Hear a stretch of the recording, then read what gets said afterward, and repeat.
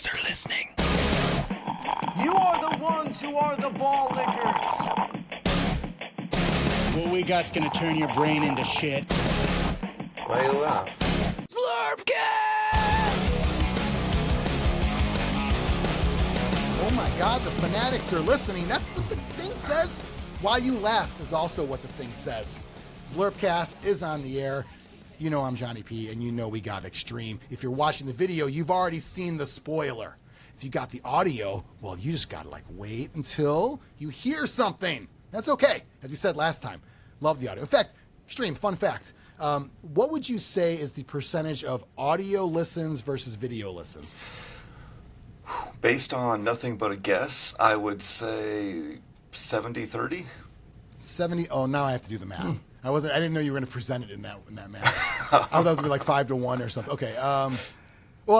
So if an average audio episode's like 250 listens, 300, and average video is maybe like 50. So what is that? 1 out of 5? I don't know. You know what we should do? We should bring on someone like James Luft, who's probably better at math than us. No. And that's who Not we at all. have. So, James, you are not only are you the current and possibly forever, yeah, that's right, tournament organizer of the NAF. For life. It happens. You know, Mike Muller thought he was going to be a NAF membership guy for a couple of years. He's been in it for, 20 plus. Like it's like a Supreme Court judge. You know, you got to just die with it, I guess. I don't know. Till you're 90. That's right. Yeah. And hopefully you don't He's change our Wolverine. And you don't change your viewpoints, though, James, because if you're in it for life, we gotta. So you are not only the Chaos Cup czar, but also the man behind Florida Blood Bowl, arguably the most organized Blood Bowl state in this country. Would you agree? Organized chaos. Yeah. Organized chaos. Yeah. Yeah, I think it's great. I get a lot of fingers pointed my way, which is, I don't like to take the credit because then you take the blame. I'm just a guy who has too much time on his hands, who likes to annoy people and be like, hey, are we going to do this? Let's do this. Let's do something. I love it. It's a throwback, I think, because you have fingers pointed at you. Sometimes they're middle fingers. Yes, and 100%. You take all that with a grain of salt. Whereas, people like Xtreme and myself will be like, you know what? Fuck you. I'm going to bail on whatever, Like, Xtreme, remember that one picture I just popped in my head? We were at your house, and we had the Zlurp drink that Jeff made, and we put the caption, run your own fucking tournaments. We quit, or whatever. And there was it's a joke. Yeah, it's a joke, but it comes from somewhere. But that stuff happens. There's truth to that joke. Totally. Yeah. And I saw you, James, yesterday, and just we're gonna get into a lot of stuff this episode, but just a quick, kind of aside for this, you handled questions that were even questioning rules and your interpretation of rules, and you're so just even tempered with it at all. And meanwhile, I'm thinking, I just would have said, because I said so, and I fucking walk away. That would have been me. But you're, actually explaining your viewpoint and why you feel and agree to disagree, all that. So I applaud you for being that guy. I have to watch what I say because there was about a hot month where I was being called Blood Bowl Daddy, and I really didn't want that to catch on. So I got to make sure I don't take that tone with people. So I just, everybody's right, nobody's wrong, just kind of make everybody happy. And as long as you can maintain that, I think anybody could go a long way towards just, keeping the peace and making sure everybody has a fun day. Well, the don't thing want to behind see anybody walk away. With Blood Bowl Daddy, you can pull the I'm not mad, I'm disappointed card. I'm going to have to remember that one. Yeah. I'm not mad, I'm just disappointed, which hurts way more as Blood Bowl Daddy. It does. I might have to get some swag made up for that, or a T-shirt. Blood Bowl Daddy, I'm thinking BBD, it probably stands for something online that we don't know about. Oh, yeah, 100%. There's just like when you tell somebody about the Blood Bowl community for the first time, it's like, it's called the BBC, and they're like, what? That's right. No, it BBC, doesn't mean what you think it means. Or what was the first? They were going to do a team tournament in North America, and it was Nazi or whatever. You know what I'm talking about? Oh God! When you say it, when you say it. I think it was NAFC. No. Not so NATC. NATC, that's what it was, yeah. Yeah, Nazi. That's right. So we got a lot to cover. We got a Zlurpcast exclusive this episode, which is another reason why James is here. We got the tournament graveyard, all things that we have to contribute from places we've been, stories we want to tell around the old world, what is coming up, maybe a little inside the dugout, and of course a back in the day. And I'll tell you, the back in the day, Xtreme, you don't know this one yet because I haven't actually pulled the clip yet, but I know what it's from. It is from the very first Zlurpcast episode. Oh boy, I bet that's Nice. stellar content. That's right. And I don't think it's from the episode 0, because that was the one where we kept yelling Mike like 10 minutes. Yes. Mike, where? And that was a test. That's not. I don't even know where that one is, but I believe it's the first episode. I think your brother Taylor was the guest on that one, right? That's. Yeah, I think so. Something about crib talk. Yeah, he's like I stuck in think. a crib or something. I forgot what it was. So I'm going to listen to that, and obviously, make sure I remove any of the things that may offend or may annoy or maybe just bore people. Like half the episode. As you've said before in the Zlurpcast Discord Extreme, what star players have said in the past is not a reflection of our views or our thoughts on people. If Mighty That's right. Zug is a racist, that's his problem to deal with, not ours. Very true. Very true. So, all right, let's get right into it. Extreme, you are the executive producer of the show. You get to make the final decisions on Oh boy, things. That's right. that's exciting. What segment shall we get into first? Well, I think we should go into the graveyard first. All right, watch your step. Graveyard. We'll cue the music. Brought to you by Ogre Guardian. When you're here, you eat families. You are tuned into the Zlurpcast. The Tournament Graveyard. The tournament graveyard. I'll tell you what, first time that I think neither myself nor Extreme have notes prepared because this is so fresh. We're recording this 9 a.m. on a Sunday morning after a Saturday filled with Blood Bowl. So if we can't talk about what happened without notes, there's something wrong with us. And that's probably getting older, all of these things. So I think we're going to be okay.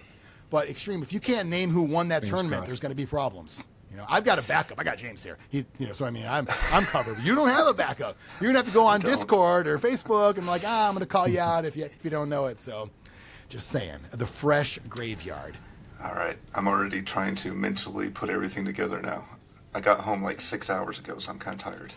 Well, I would say, due to your quick turnaround, do you want to start with your tournament in the graveyard? Sure, absolutely. So I went to Bounty Bowl yesterday in Toledo, Ohio, run by Mike Kuhn, Frozen Flame, Frozen Flame. One of the great guys in the Wait, why did community. you say or? Was there like another name? He does. He has another name on Fumble. Oh, okay. I was thinking like kind of like a name you call him behind his back. No. Like, you know what? His flame's not even that frozen. It's actually it's kind of thawing out these days. I checked. I don't even understand Frozen Flames. How it works? Well, that he plays Blood Bowl on another level. I guess he has science on another level too, because I don't know how Frozen Flames work either. Yeah, Mike's This one of sounds the... cool. It sounds Yeah, cool. for sure. Yeah. Mike's one of the great coaches in the U.S. He's been on the U.S. team for international events multiple times, and he's an overall good dude. And he runs Bounty Bowl along with at least one other tournament. And he does most of his, or I think all of his tournaments, are really focused on raising money for charity, which is great as well. So I went up there, and it's a 4-round tournament in Toledo, Ohio. So it was a long day, but it was a blast. I had 4 really cool opponents. Well, 4 memorable opponents. I won't call all of them really Oh, cool. wow. Okay. Well, that sounds like some drama I want to hear about. What's the deal with the bounties? So are these bounties on coaches or players, or how does that all work? So it's on players. So every round there's a different rule on who is your bounty player. One round it's the person that has the highest value. One round is random. One round is your opponent's choice. One round is your choice. And the player that has the bounty, you put a chip under him. If you score a touchdown with your bounty player, you get a bounty point. If you casualty the other person's bounty player, you get a bounty point. And if they regen and come back, you can just keep cycling and get more than one off of them. Nice. But yeah, so there's a separate award for most overall bounties, and then highest bounties achieved each round got a gift card for the store as Sweet. well. I like it. Nice. So you had 4 opponents, and you did very well. So you want to do a kind of quick run through of your games? Sure, yeah, I did pretty well. I did better than I was expecting. So last year, the reason I'm not playing dwarves or something normal this year is last year at the tournament, I auctioned off the right to pick my team this year to, again, raise money for the charity. So Sean Cowley won that auction and tasked me with playing Bretonians. And the other part of that agreement was that I would paint up the team that's going to be giving away at Amorical Cup and auction that off for the charity after I got done playing these 4 games. So there's a silent auction for that. That went very well. We'll skip to that and then come back to my games. It raised $205 from the team. Fantastic. So it's pretty awesome. Yeah, great job. It's interesting, Xtreme. You didn't really have interest in playing Bretonians before, but you did this as part of the whole thing. You did very well at the tournament, and now the team is taken from you. Do you feel that you went in with like, there's going to be no pressure, I'm not going to play this after this, and that's why you did well? No, I think the tournament build definitely helped. So it's become a kind of a sort of joke, but a joke based in truth. Ohio likes to have certain kinds of tournament builds that are very unique, where they just give you a bunch of money and let you buy all the skills and players and stat increases you want, and like don't have restrictions. So my team, like several people have asked me, like, so what do you think of Bretonians? I was like, I don't know, because I didn't really play Bretonians. Yeah. I had 2 catchers, and they were both movement 9, strength 4, agility 2, block dodge. Whoa.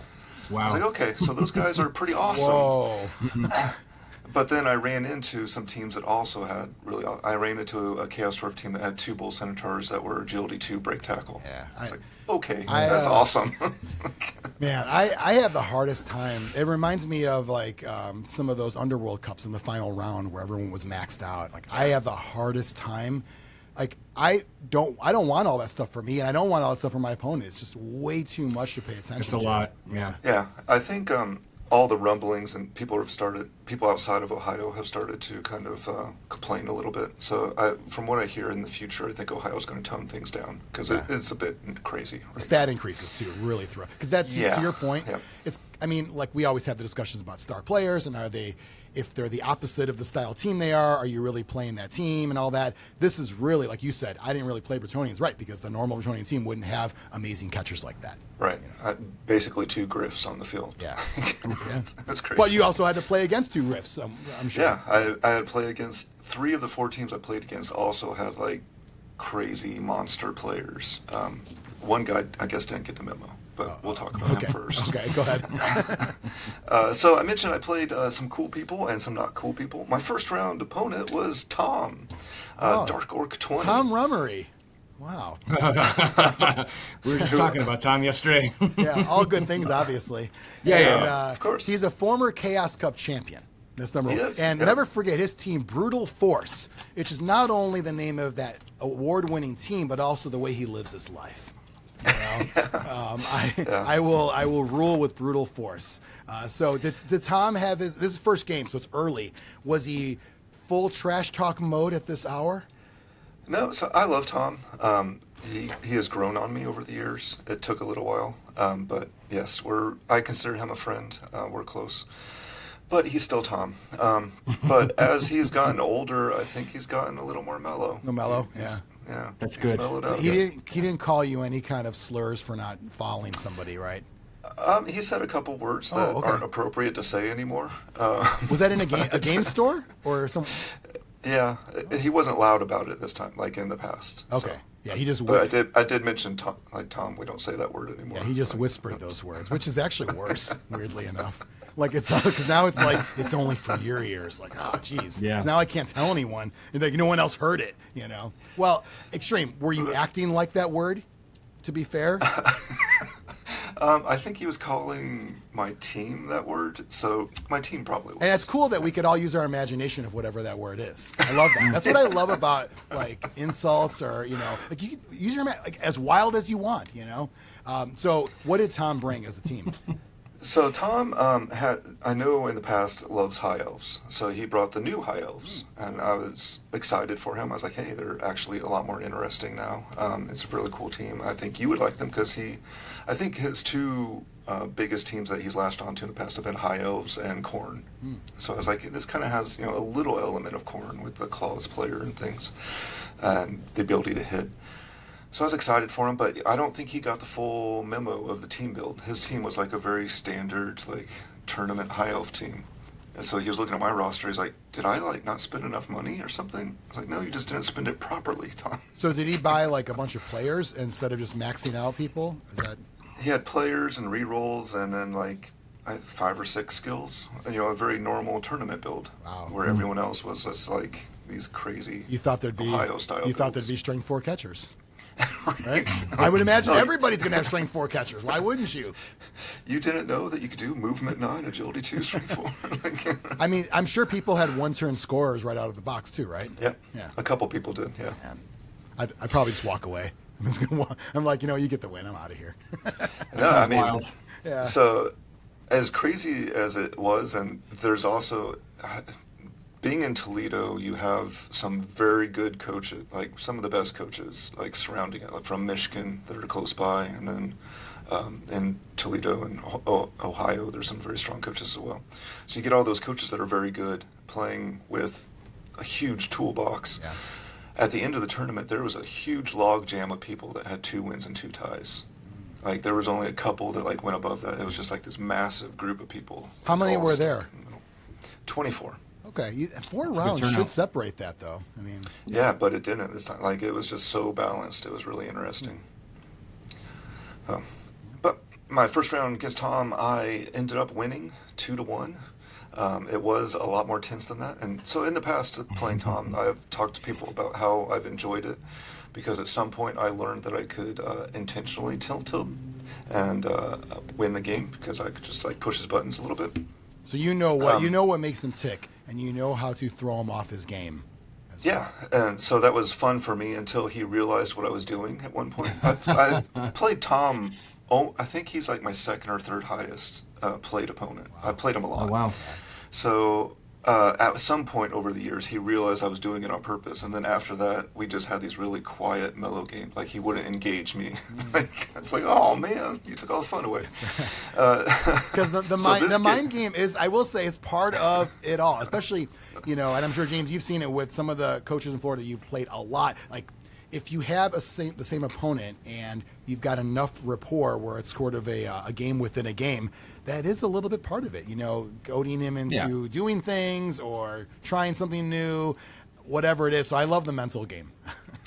Yeah, so I've this never game, seen it being good, though. I've never seen people like truly being evil about it, pushing the buttons. Like they do it in a fun, jovial kind of way. Yeah, like sure. did you get Tom to flip the table over or anything, or no? No. no, I mean, I got him to pound the table a few Okay. times over the Yeah, years. and but- cause other games models to move around, which is always one of my favorite Bounce up things. in the air. Yeah, that's the best. Yeah. Everybody slam loves the that. dice cup so hard.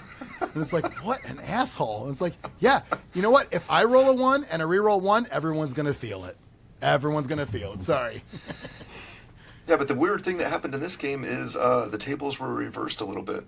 He kind of got under my skin, and I started to feel myself tilting, and I was like, I need a break, Tom. I don't know what's happening here, but I don't like this. Because he had high elves, and his thrower had cannoneer.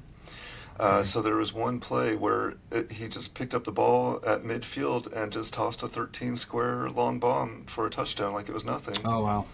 And I was like, yeah, I guess it's easy for you. With Cloudburst. So I had my super catcher. I was like, all right, well, I'm going to intercept it. He's like, nope, I have Cloudburster. Cloudburster means you don't even get a I chance, right? Is that Cloudburster? You don't get no inter. Yeah. So Because as he was setting it up, I was like, well, I get Safe. 2 chances at this with agility 2. I'm good to go. And then he's like, no, you don't get any chances. well, maybe the souped up player. I mean, but either way, though, it was one of those moments where he probably still felt like, all right, I have to contend with some of these super players on defense now. Yeah, for sure. But I mean, in the end, my team was too much for him, and I won 2-1. Okay, good job. How about round 2? Yeah. Nice. Round 2, I played Cankill, Mike. He is one of the few opponents that I run into that has a lower NEF number than me. So that was kind of Wow. cool. He's been around James, a while. you and I were talking about sort of the Yeah. cred when you start flashing those numbers, like 5 digits to 4 to 3 to maybe 2 or 1. It's like having a social security number of like 7. How cool would that be? Be like 7th human. Yeah, so he had the Chaos Dwarf team I mentioned before with these just unbelievable bull centaurs that could go wherever they wanted. So that was a lot to deal with. Yeah. And it ended in a tie, 1-1, but I don't think that was the whole story of the game, as usual.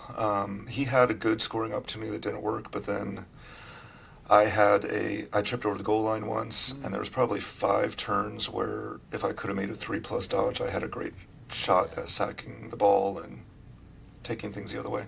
But in the end, it was a tie, 1-1.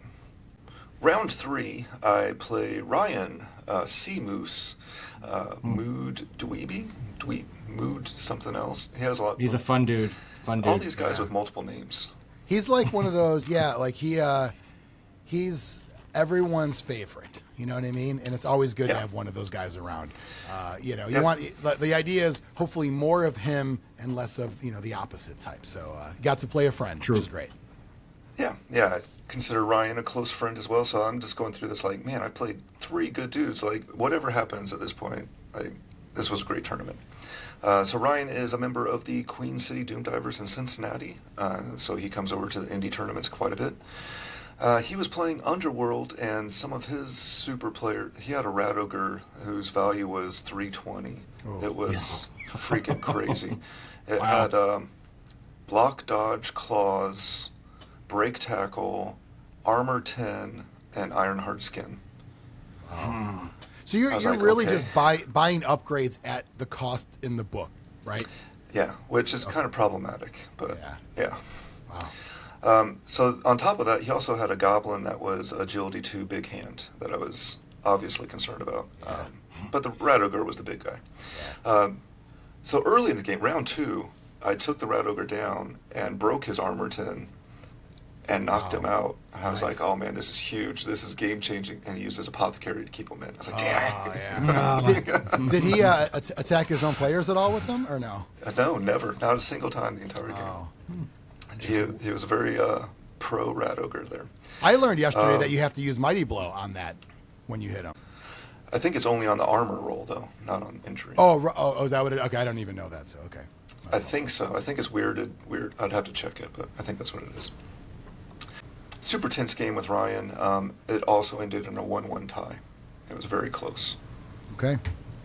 Fun opponent, of course, as always. Now, round 4. Are you in the running for anything or no?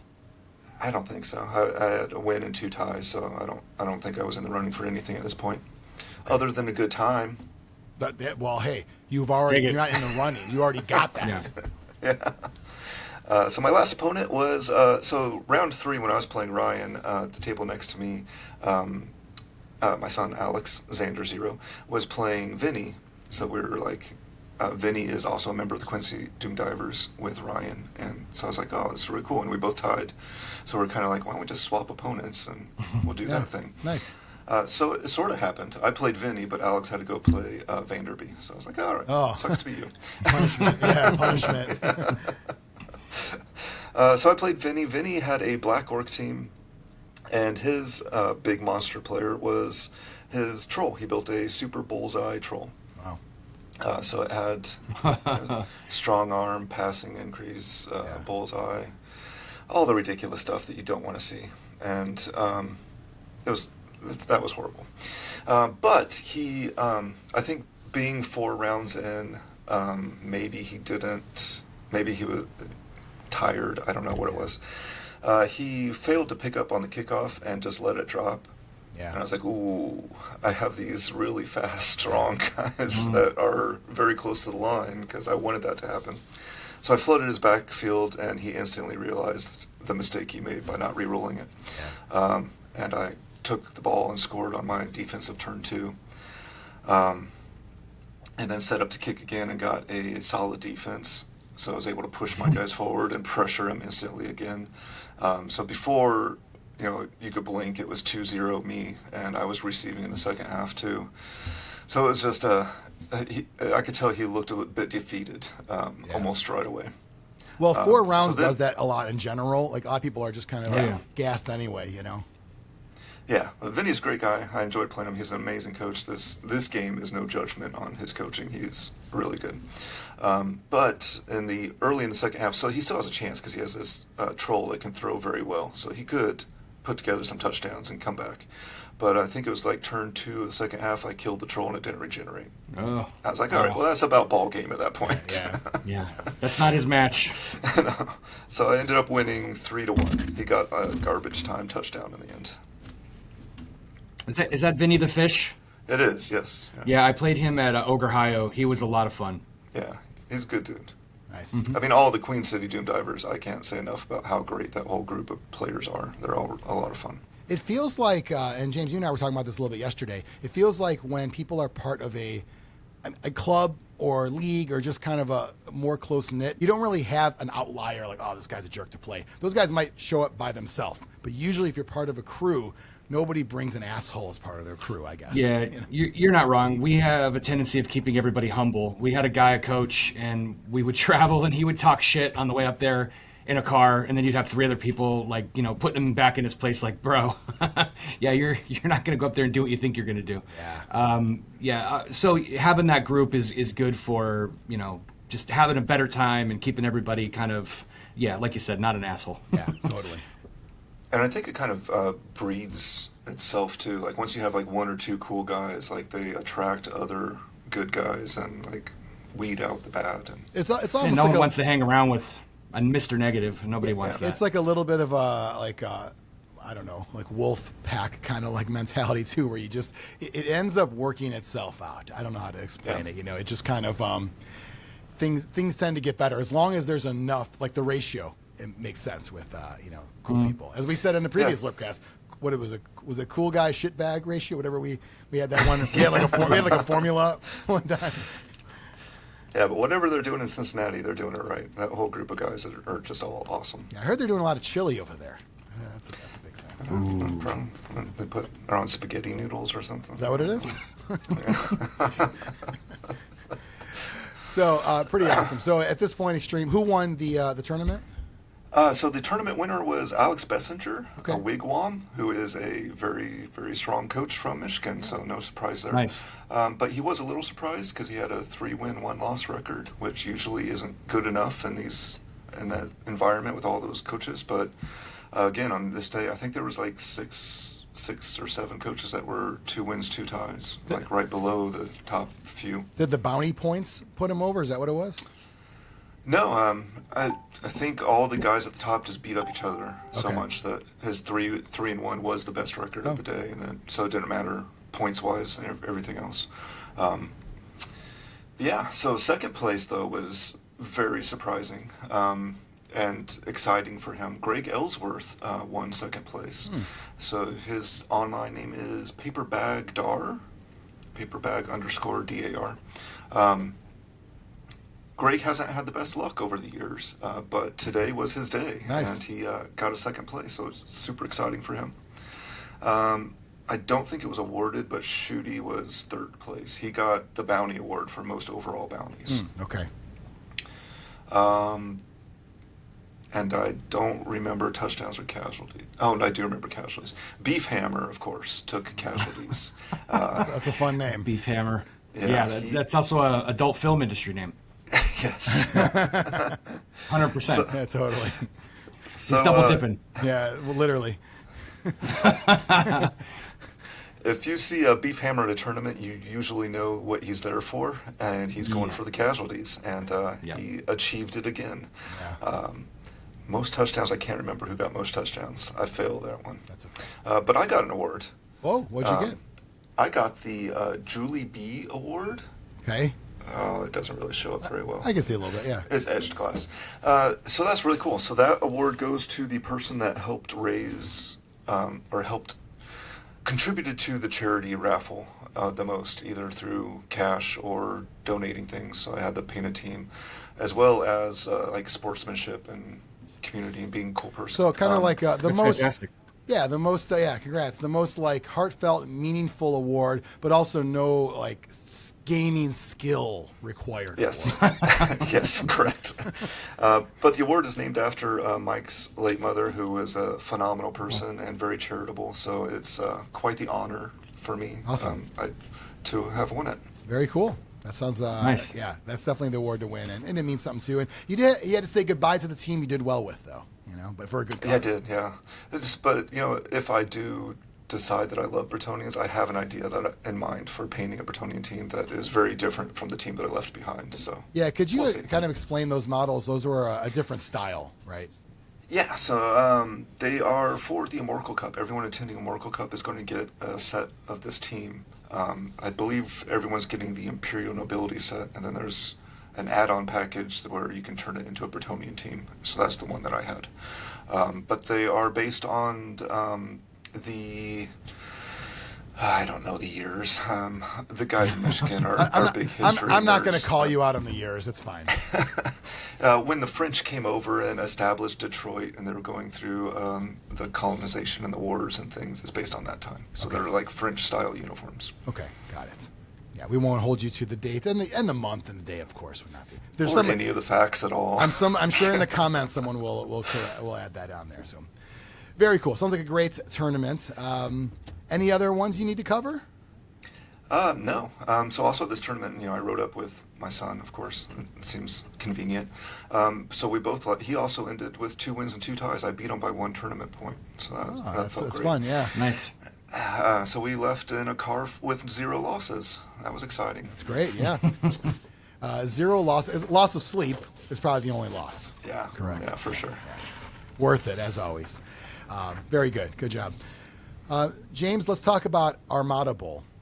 That happened at Armada Games just yesterday in Tampa. And it was run by Austin Williams, his first ever tournament that he ran. He's a great coach. He won a tournament there late last year.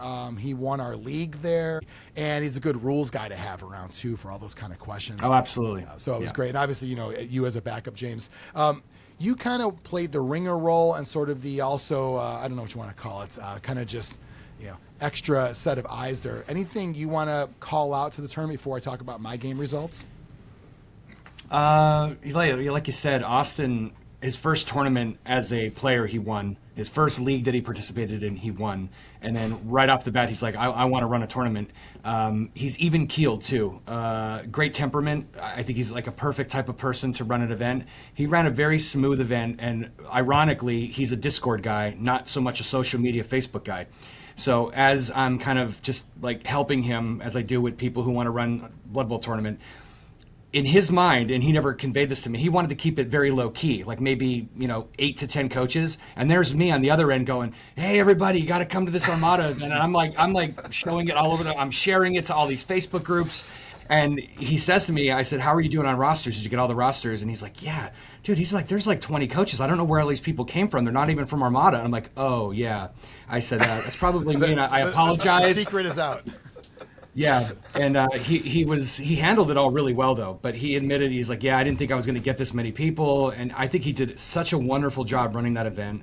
And it makes it easier when the store is behind you 100%, because there are some game stores who are happy to just give you their space and then they want nothing to do with you. Right. Armada, the owners, Michael and his brother, I'm blanking on it at the moment.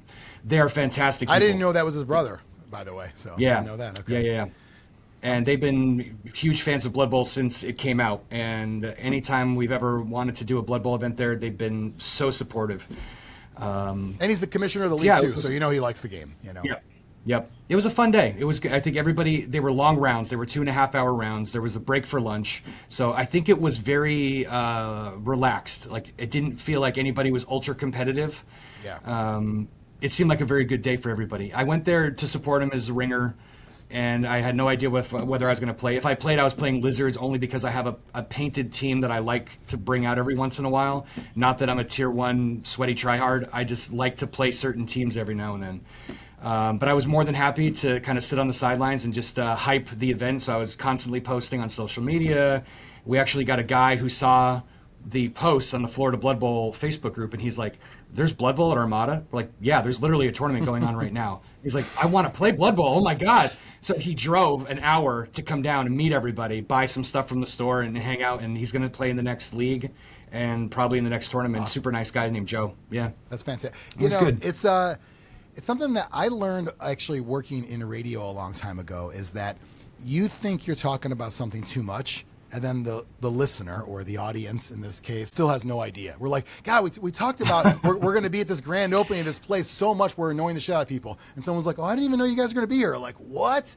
That happens in everything. There's always one or two. There's always, because in your mind, you're talking about something too much. But if that was the only time that ever that message hit that person, or even just they saw it in passing, like, I don't even know what it is.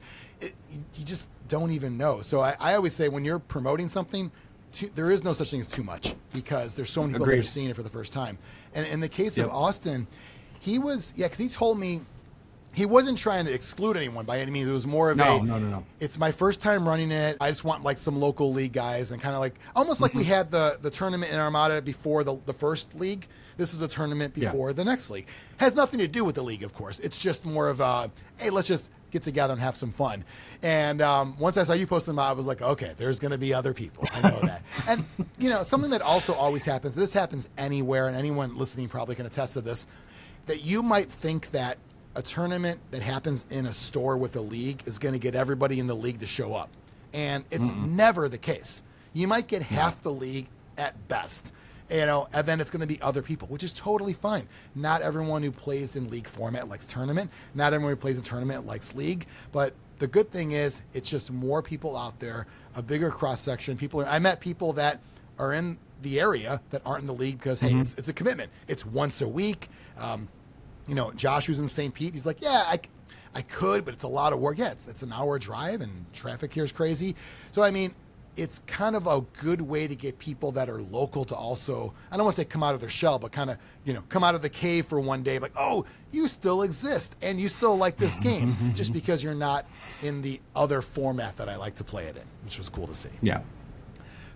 So the store had, I think, was it 16, James? I didn't even know the total count. 16. Okay, that was just a guess. And we had the tables all set up, which was awesome. And we got there and we saw that there was going to be a good mix of people on there, some veterans, some people trying new teams for the first time.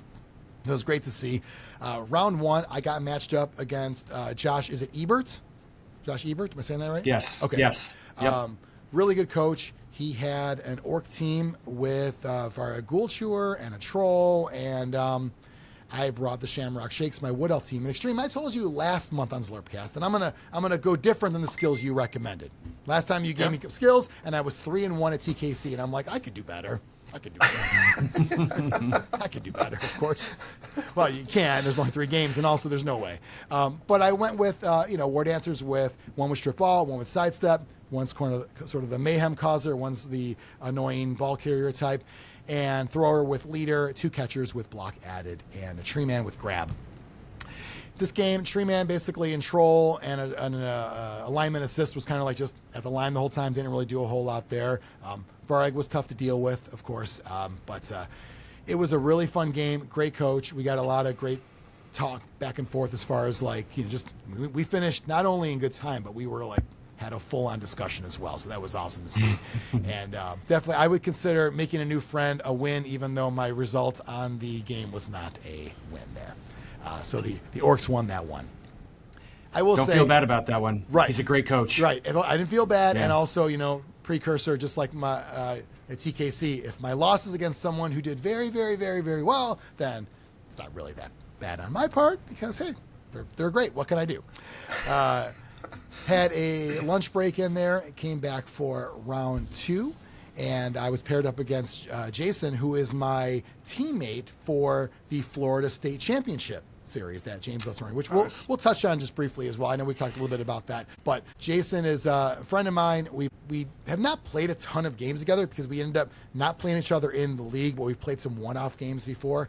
He brought his Skaven, which he's really good with them, and I thought it was going to be a good speed matchup, and it was. He was thrown off because I was playing his style. I'm running catchers down. Are they decoys? Are they real? I don't know. He's running gutter runners down. Are they in this game? Are they not in the game? I think he was smart to keep the ball in the thrower's hands, knowing I had a strip baller there, much like Josh kept it in that orc thrower's hands. I think a lot of times those teams want to give it to a blitzer type or a gutter runner type. And they're like, yeah, you know what? I'd rather just give it to this guy because that alone might just save that touchdown, and it worked out well for him. So really good game. Second half, dice were not on my side, but I think he was going to have it in the bag anyway, but it was kind of an insult to injury with just the sheer amount of ones I was rolling, almost comical. One bright spot for me, I did leap a war dancer into a cage with 4 tackle zones. So that was nice. That was fun. But other than that, that was my only kind of win of that. So Definitely a rough game for me. Couldn't roll anyone back in.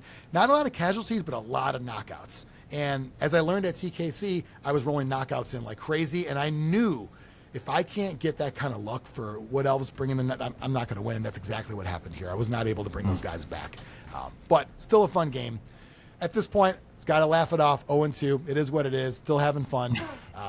Round 3, I got paired up against Victor, is the nephew of another coach. He's a couple hours away. I think he's in Vero Beach. It was a teenager, I'm guessing, and very new to the game. So I'm like, all right, I have no That was problem. his first game, first tournament. Tournament, first set of games. And so his uncle lent him a human team with an ogre, with guard, Zug. Blitzers both had guard, and both catchers had block. So it was a very solid, straightforward. Probably like the best human lineup you can do if you don't want to get crazy. And I wanted it like this. I'm gonna make sure he learns some stuff in this game. There's no question. So I'm gonna show him different things on there. And then there was one really cool moment where, I think I had a couple touchdowns, and I wanted him to have almost what would a really good coach do? Because I was showing him some things in the game, but I'm like, there's people better than me. So Austin was like, why don't you come by? I'm like, assistant coach, hired. I was like, take over this turn, what would you do? And he was like, and it was a turn where all I needed was a dodge with a ward answer to score. But he went through 20 minutes of let's plan for he's going to screw up. Let's go to all the things in place. So he's like, do this, then bring Zug over, do this. It was like a Madden style like screen, what do you call it? He's writing on the screen there. And then he's like, okay, my turn. I was like, and I actually did the blitz instead of a dodge. And just kind of for fun, and I rolled a skull on a 1 die with the ward answer with the ball. And I was like, oh, and everyone's like, oh, reroll, and I made it in. And he was like, why didn't you go for the dodge there? I'm like, just for fun. I don't know. No real reason there. But it was really cool to have him go through another round of showing Victor. And really, it's the make sure people are up to speed and learning the game. And even his uncle said, this is the best experience for him. Because he's like, him and I could play all day long. And he's going to only learn a certain amount. But the more people you play, the more teams you play, the more environments you play, the better. So that was great. Yeah. Really fun game, and got to go show him some things. Made sure he was having a good time throughout. That was my main goal of that game. So, got to win, but more importantly, got a new player into the game there. As we get to the awards, I don't want to call this notes. I said no notes, but a screenshot is not a note. I mean, to be fair to myself. a screenshot from James. First place, Josh Ebert. So my first loss was against the tournament winner, much like a TKC-ish. So I'll take that. Second place, his son, Zach Ebert, which that's kind of rare. Xtreme, you've had a lot of second-generation games in the Midwest. Has that ever happened, 1 and 2, father-son? Not that I can think of. I wouldn't be surprised if the twos did it. Brian and Jay. Both. They were the first ones I thought of. I'm like, they had to at some tournament. Yeah. I would, at some point, now it's probably going to be Alex winning first and you winning second. But probably. I think it'll happen. Or you can take credit for that, though. I taught him everything he knows. That's right. I made him. That counts. Yeah. Aaron and Henry, I'm sure probably could have happened. That wouldn't be shocking. Third place, Colin Cotton, who's in the Tampa League. Brian Farabee at fourth. And then there was a bunch of ties for touchdowns and defense on there. So we recognized everybody, pictures with everybody on there. Casualties, Carlos Martinez, which he had a shirt that said death. I'm like, of course the guy with the shirt that says death is going to have most casualties. He's very intense. Yeah. Like, he looks like a casualty guy. And I was like, okay. Like, watch yourself around him. And then Victor grabbed the wooden spoon, and he took it very well. But I think for a tournament, checking off a lot of boxes, did everything perfectly. So I think it was a great time had by all.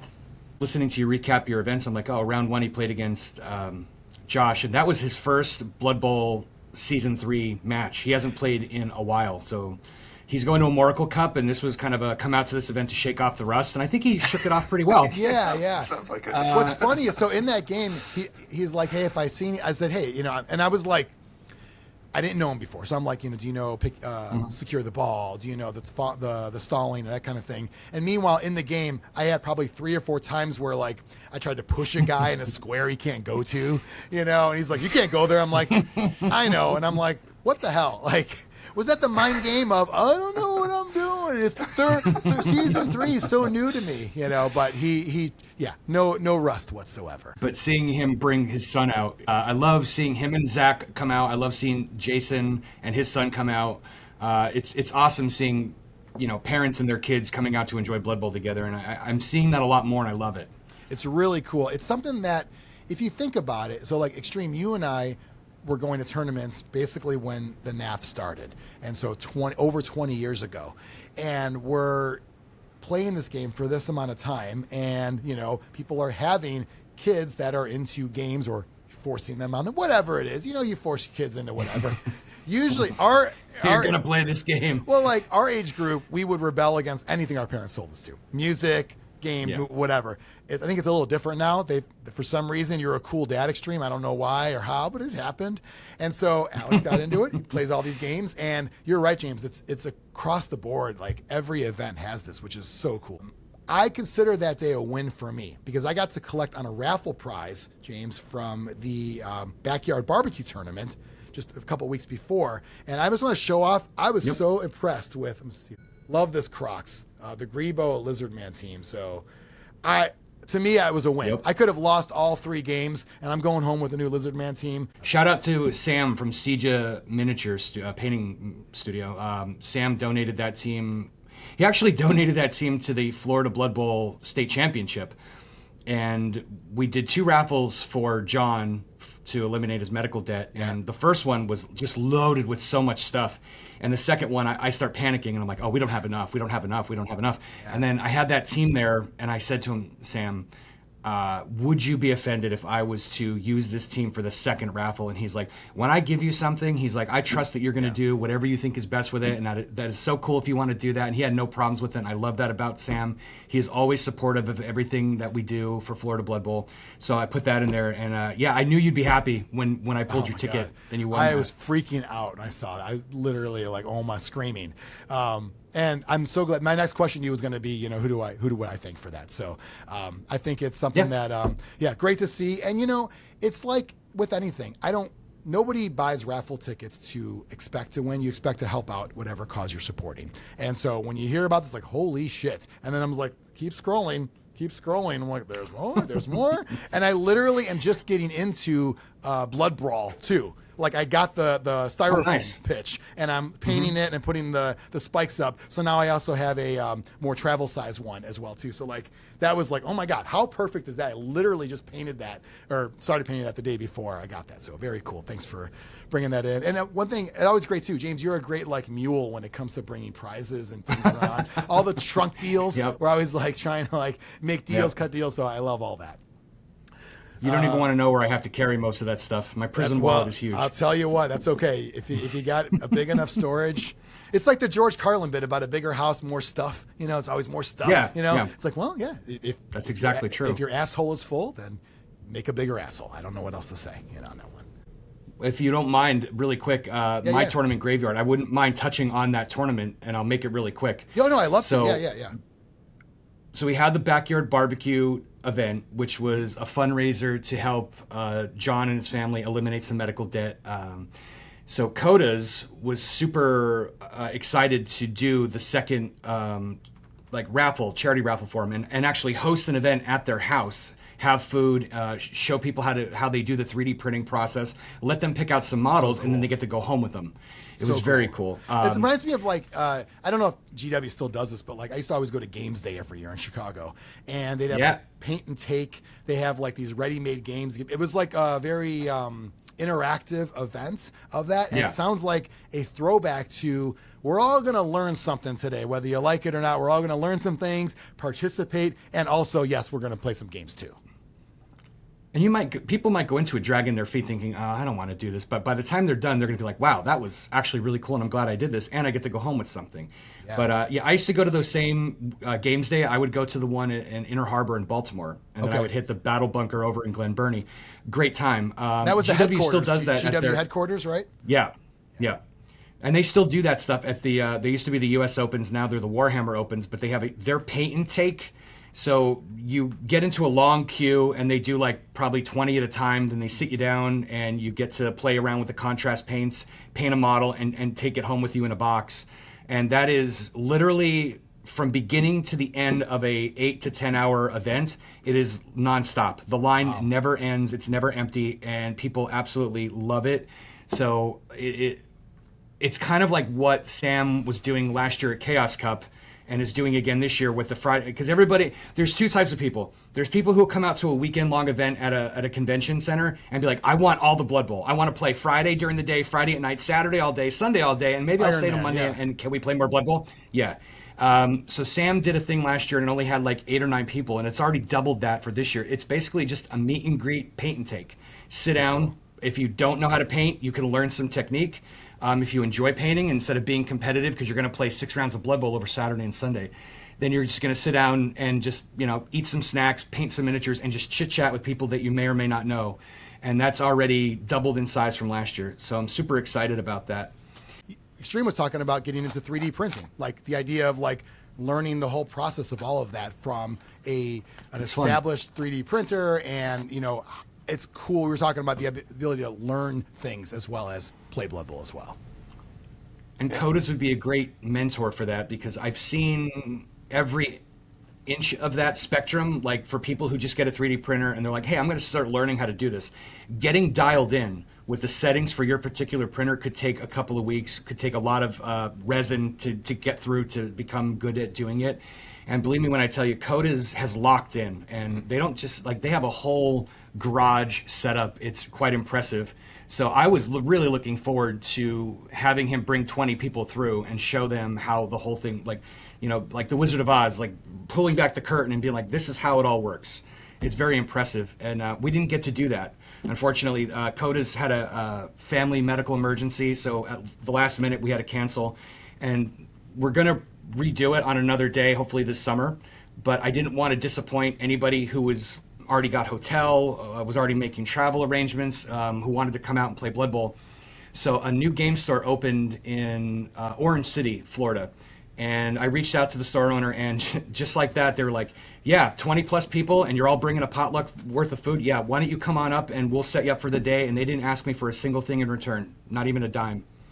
It was very cool. So that place is the Gamers Guild in Orange City, and I've gone back there already to run a demo. I have another demo scheduled, and I'm sure we'll have another tournament there in the foreseeable future. But that whole thing just worked out, and we had 4 Blood Bowl raffles that were supported by a bunch of different people in the community, and we raised another $1,100 for John and his family. So altogether, between the 2 events, we did $6,100 for them. Nice. So it makes me very happy. I don't know if you guys are discussed the miniatures while I dropped out, but the miniature that was made for that same thing, I got a few copies of that. I've loved, Coda has supported so many tournaments, and obviously you guys do a great job of raising money for people in your community in Florida that are in need. It was just a no-brainer to get those, and I'm excited to get them painted up as well. Yeah, it was a cool model. I reached out, so I've been doing a lot of work with Ivan from Ugni Miniatures. And he's super easy to work with, extremely talented, very fast. So because this was a fundraiser, I was hoping that because I do a lot of stuff with him that I could lean on him and beg, like, hey, I know you're really busy, but is there any way you'd be able to make a model with these specifications? Yeah. Literally the next day, he sends me the first. I'm like, oh my god! I'm like, did you even sleep? Yeah. And it was incredible. So I big shout out to Codas.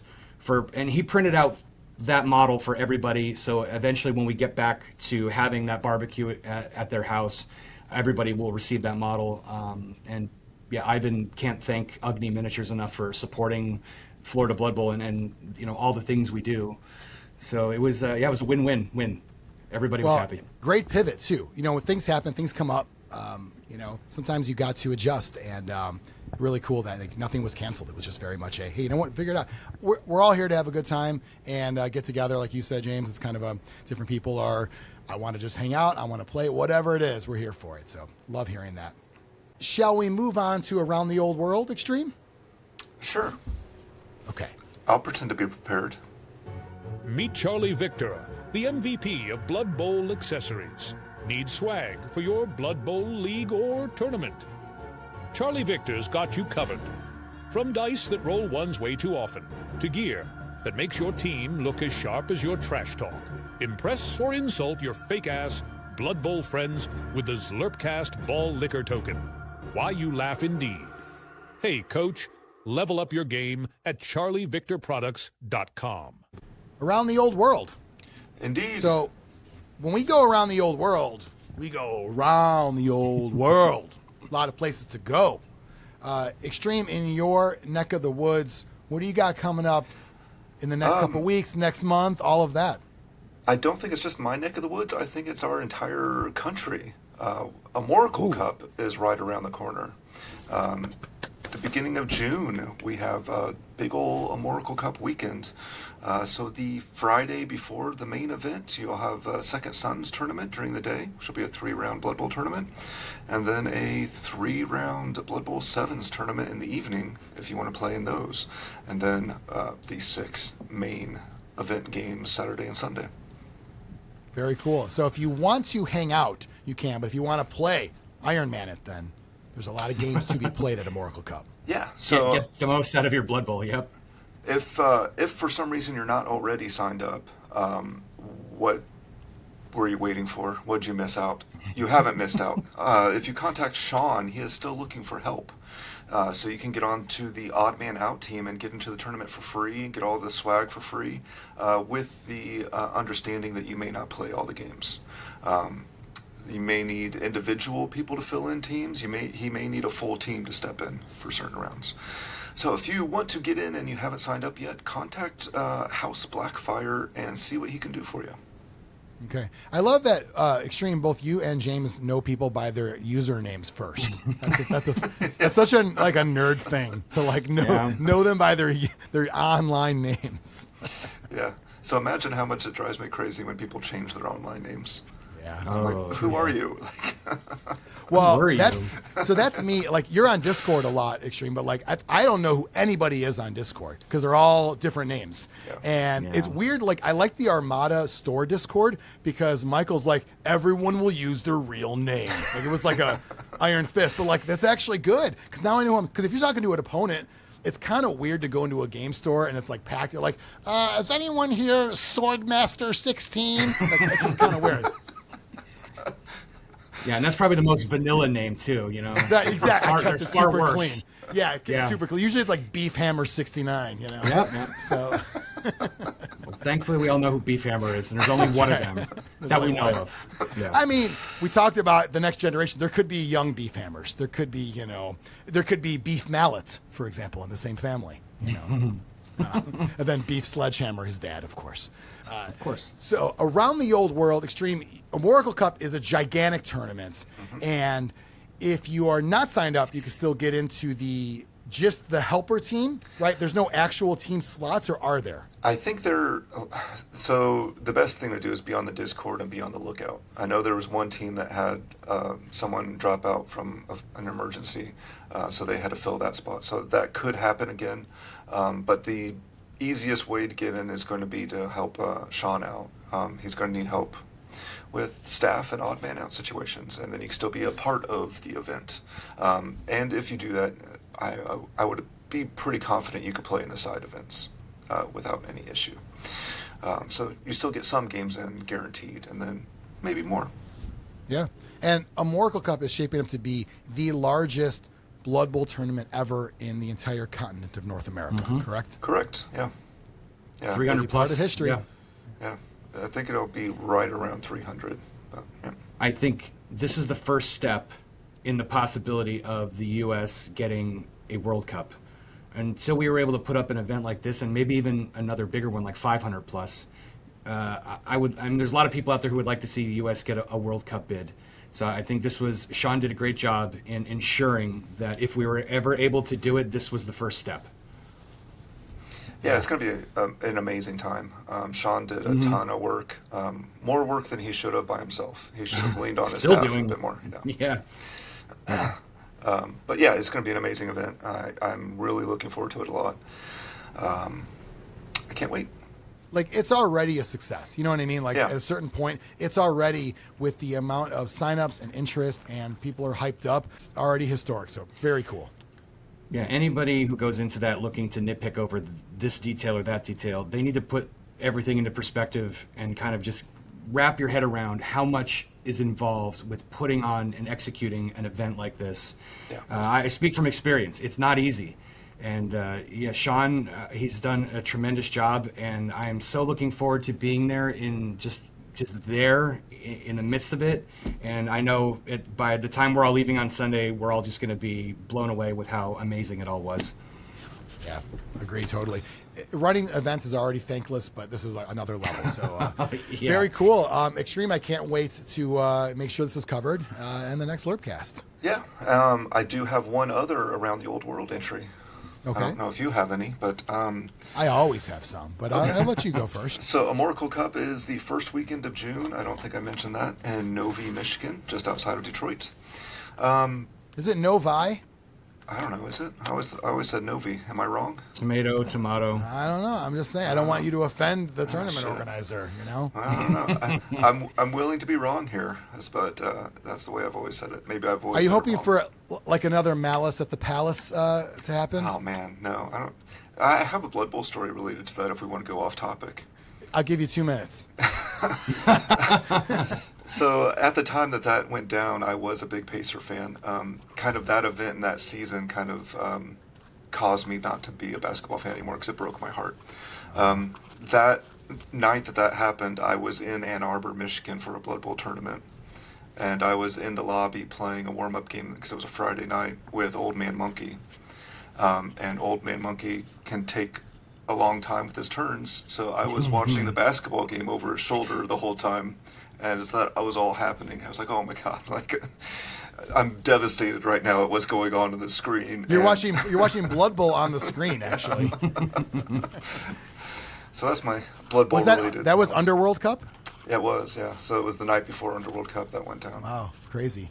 It's also weird that at that time. Well, now you're probably like an old man monkey because you're older now than he probably was then.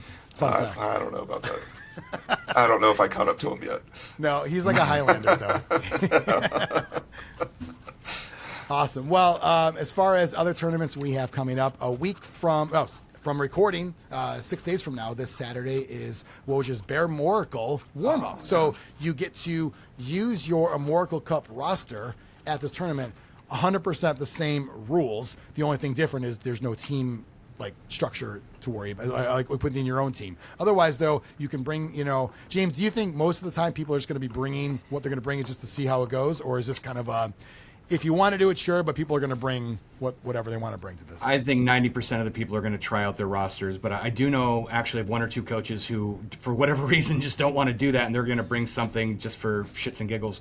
And their mentality was, well, I'm already playing this roster for 6 rounds. I don't really need to play it any more than that. I'm like, hey, everybody's different. That's always my mentality, because what if it doesn't go well at this one? Yep. And would you want to start Amorical fresh, without I'm going to lose in my head because it just happened already, But then, Joshua's running this. He's got a special rule, straight up, not casualties, just kills. And I don't think I've ever seen this before, where he's going to be tracking only kills. That means if you use Regenerate, doesn't count. Apothecary, doesn't count. Has to be an actual kill on the result. There's an entire separate award for kills. So I have not turned in my roster for this, but I'm considering just bringing a kill, like a chaos. Yeah, absolutely. Yeah, lean into it. You should.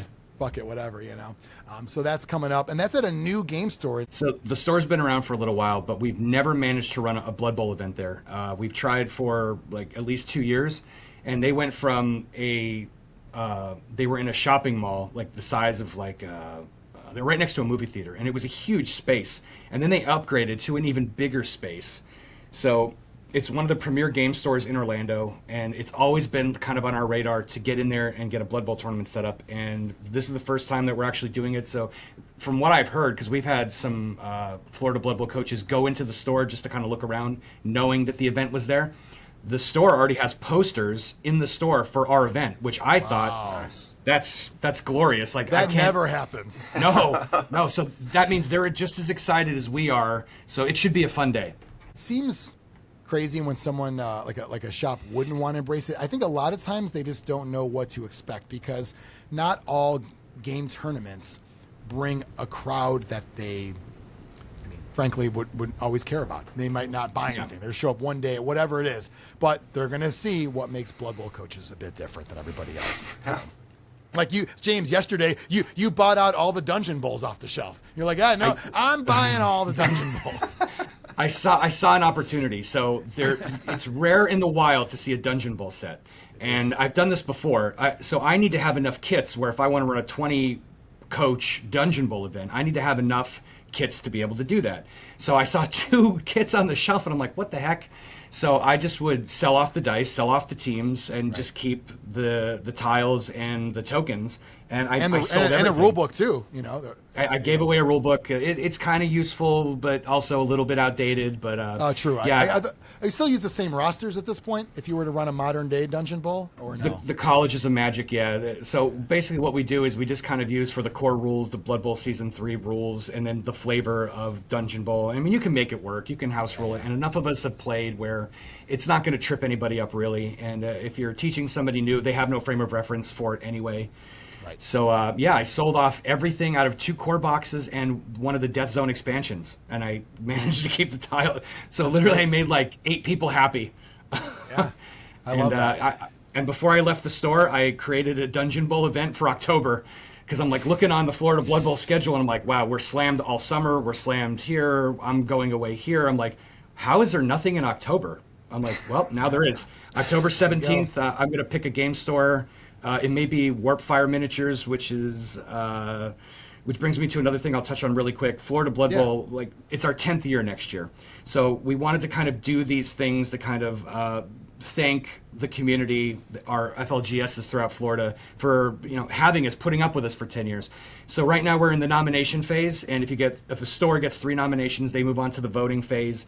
And out of maybe 3 dozen or so stores, 3 of them got 3 nominations each to be included in the voting, and that was Armada, Warpfire Miniatures, and a place up in Jacksonville called Java House, and I think there's another one, Rollin' with the Nomies, up in Yulee, Florida. And it's interesting to see like all these stores and all the coaches who play Blood Bowl in there. They're the ones who like truly love it. Like they were quick to vote, but there's so many people who play there and go there, like in Blood Bowl, who just are silent. And it's just always shocking to me, because if you love the place that you play at, like, support that store. It's more than just buying product from them as well. It's be an advocate for that store. Yeah, it's letting the community know just how great this store is and how much they support you and the games you play and how much joy they bring into your life. So we're just trying to do that. And I'm looking for a game store to run this Dungeon Bowl event. So who knows? I figured I'd wait like a month or 2 to pick where we're going to do it. Maybe the winner of the voting is the store. I thought about that, and that's it could be. I want to make sure that they have the room for it, because some stores, like a card table is very hard to play Dungeon Bowl, but like the big 40K tables, easy peasy. I will tell my favorite thing about this vote for your favorite store that you're doing. Whenever someone mentions a store, you're like, okay, now why? It's like a teacher saying, like, show your work. You're like, I love this store. Tell me why. And it better not be, I like going there. Like, you make people tell a story, and that is like the biggest part of all of this, because what you're doing is, whether and I'm sure this is your intention, but you're like making their brain work as in become this sort of champion for your store, and I might have to get you to vocalize why you like it so much. Maybe you internalized the whole time. You didn't know, like, well, it's just my local store. Right, but just your local store. Like, what makes them special? Well, they have this, and they know, someone mentioned, it's like Cheers, one of them, they know your name. Yeah. Love all that stuff. So the stories, I think, make really are the kind of MVP of this whole experience, I think. I'm waiting for somebody to say it, because it's always on my mental checklist, clean bathrooms. I'm waiting for someone. This store has the best and I've seen some pretty impressive bathrooms. The Gamers Guild that we were just at, like, they have 2 unisex bathrooms, and they look like dungeons. They have manacles on the wall, like they're decorated to the hilt. They have products for you, for like deodorant and like everything, enough toilet paper to last through another pandemic. They have it all.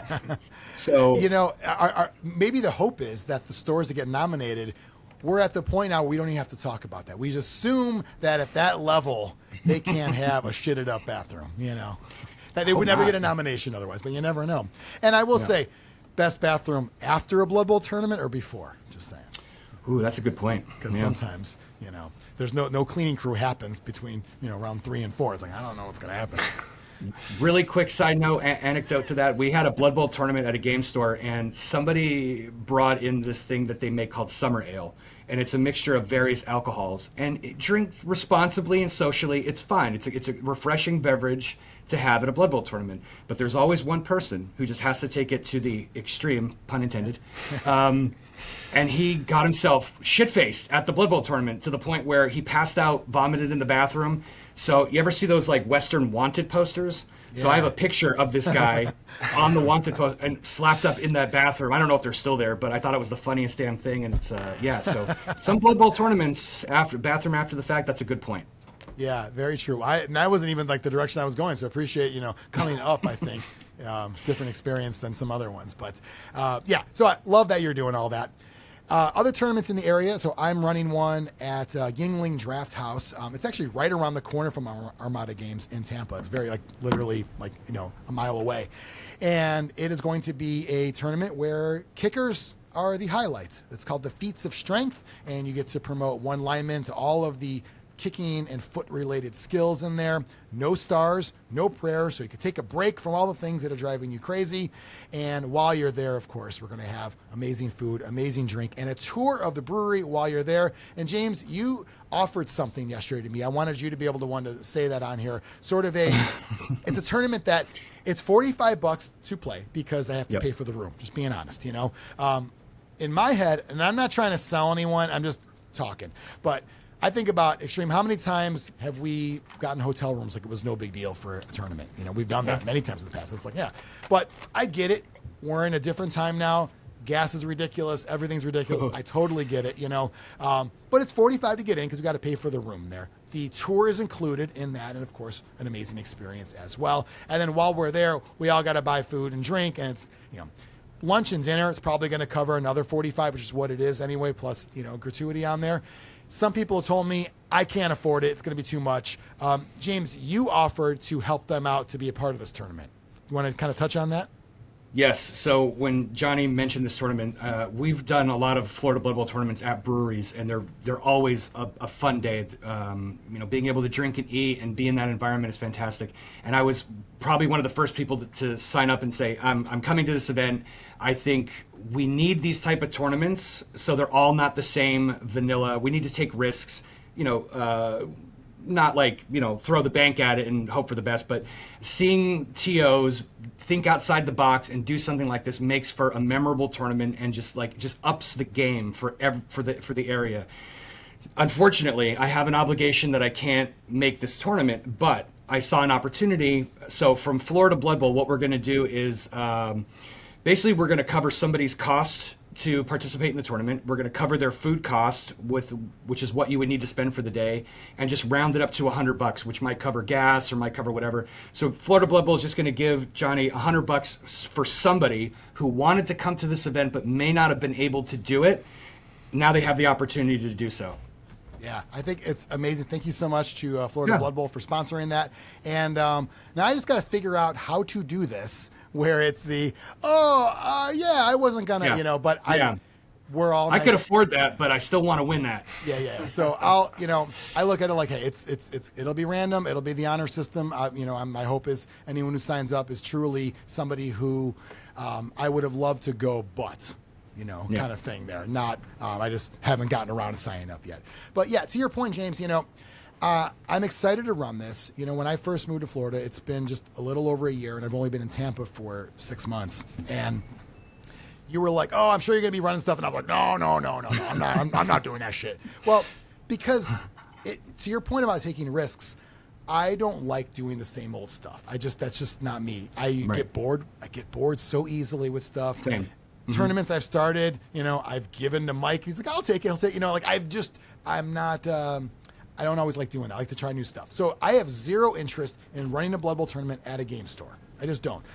Love my game stores. They're all great, but it's just not for me because been there, done that. Let someone else do it. For me, it's like, wait a minute. I was thinking about Florida Avenue Brewing, and they had some strange rules as far as when you can book. You can book it, but only 2 weeks out are we going to give you the final guarantee that you'll have it. I'm like, oh, so yeah. all these people are going to come in. They're like, what I later learned, I put 2 and 2 together.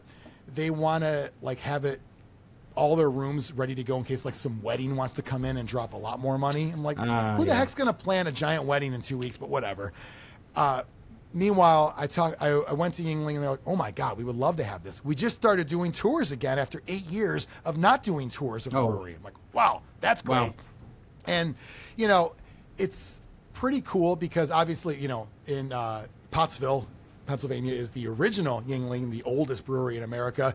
Tampa, they bought this one the location 30 years ago. Mm-hmm. And the fact that they're now doing tours again, it's an awesome room, very cool setup. It's a little higher brow, nice kind of environment. This would be really cool. And I get it. Even if someone doesn't drink, I'm trying to encourage people because it's an actual restaurant, so you're going to cover that just by food alone, even if you have, Coke or whatever. But it's going to be a great time. So you'll see more of that. If you want to sign up to this, I'd love to have you out there. Check on Florida Blood Bowl Facebook page. There's an event on there.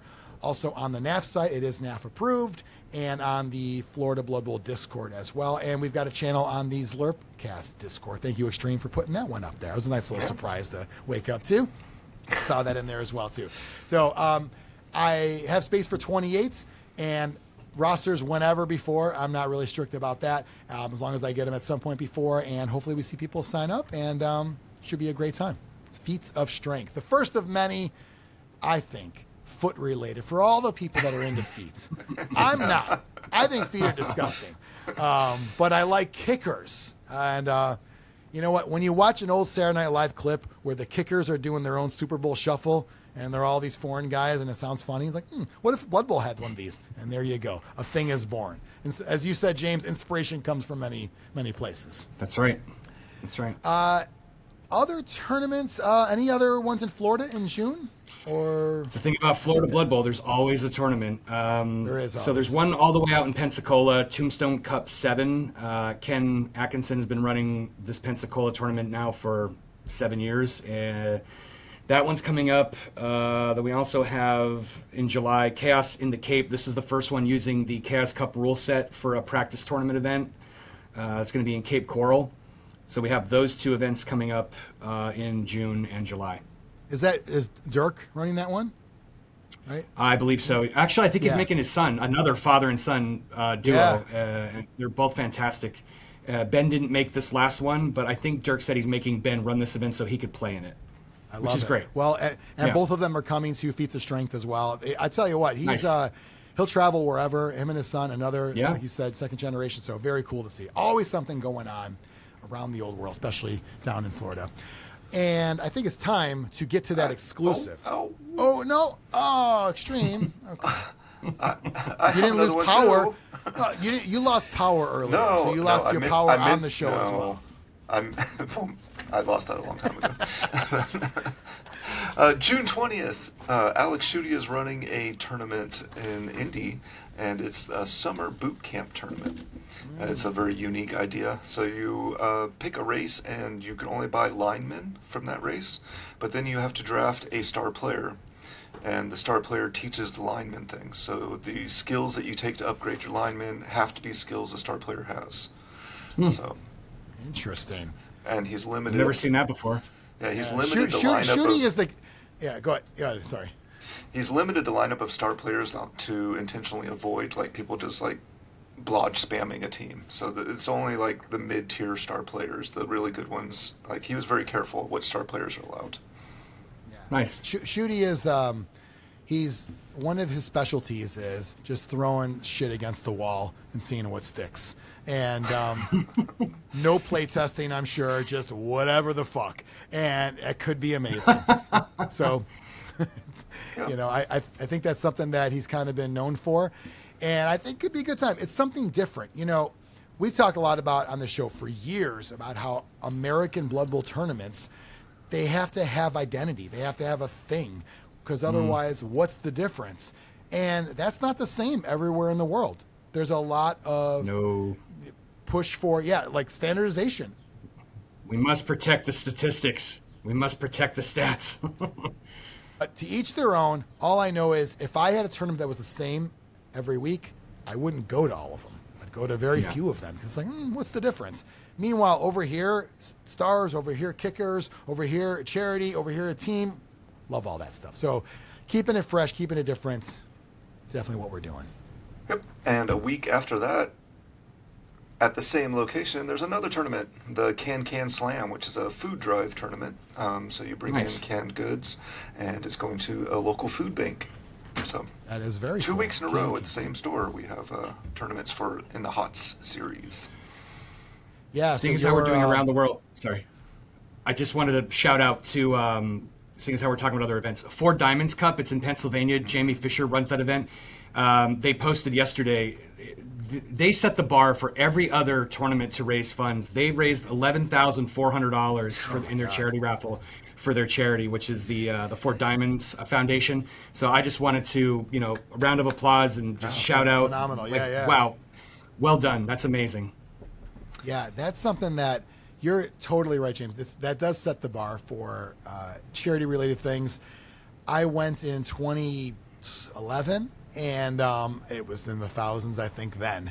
Yeah. And it was like, oh, my God. So it definitely is one of those things where, and we've said that before on the show, when you have any kind of fundraising part of a tournament, that's just like next level right there, because you start to see people's true personality come out and the game becomes secondary at that point.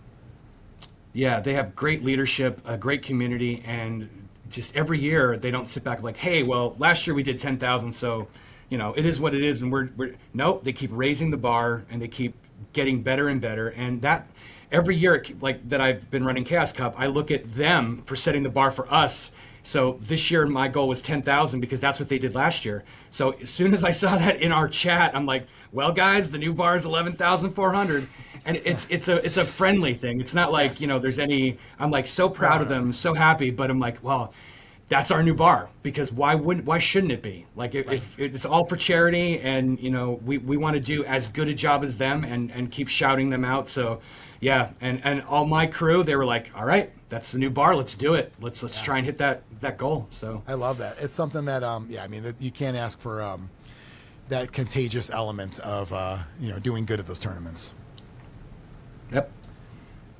Xtreme, anything else? You've got so many things for the HOTS tournament series. Hoosier Open tournament series? Is it open? Hoosier Daddy. Yeah. This year, yes, it is Hoosier Open tournament series. In the future, the H may change to something else. Oh, interesting.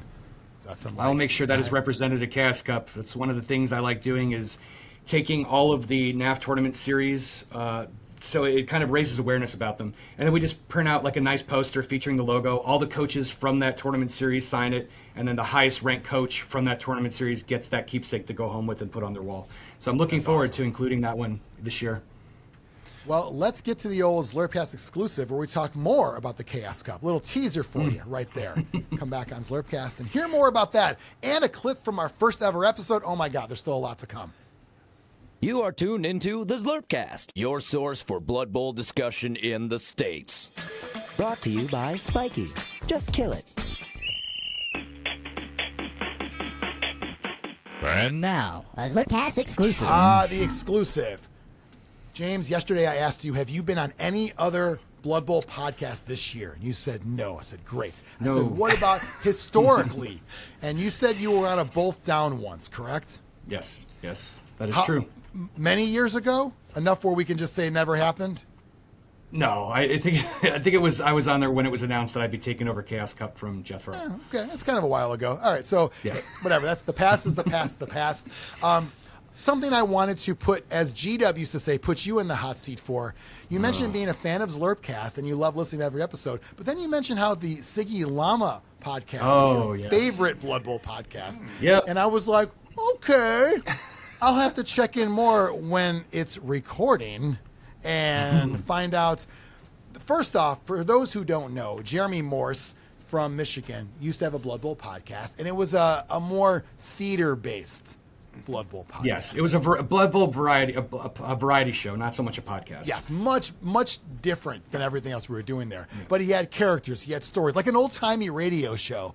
Yes. Pretty great there. So I just wanted to kind of give you a hard time about that. But obviously, we all wish Jeremy the best. I don't even know if he's playing Xtreme. Is he playing Blood Bowl? I don't know if you see him anymore. I saw him a year or two ago, but not much.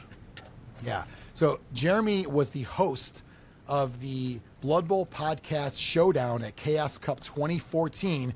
It was both down, 3-die block, and what was the Canadian one? Pitch Invasion, I think. That sound familiar? Sure. I don't know. Yeah. And then, of course, Zlurpcast as well. And, I'm still bitter that we didn't do as well as we should have, Xtreme, about that. There are these moments where it's like, I like Dark Knight more than Guardians. All these things you should know about, like newlywed game shit. But Jeremy was the host, and man, he was and then at the end of the tournament, he was the only person who stuck around to help me load everything up into my car as well.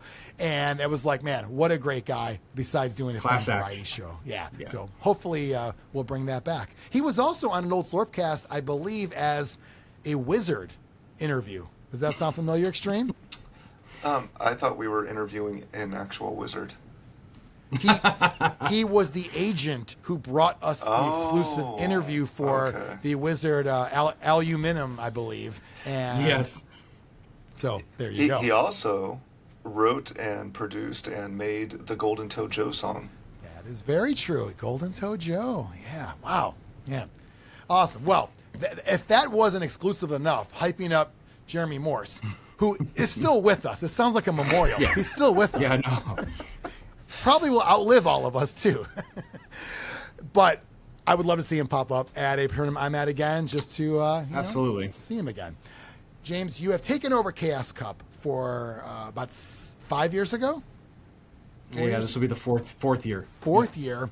And unlike previous Chaos Cup runners, where we were like, I'm out after 4 years. Much like we'd love our politicians to step down and get the hell out of office and not make it a career. You're like, no, I'm a career Chaos Cup organizer. This is what I do till the end, or until eventually you get fed up. But I love that. You have no exit strategy, correct?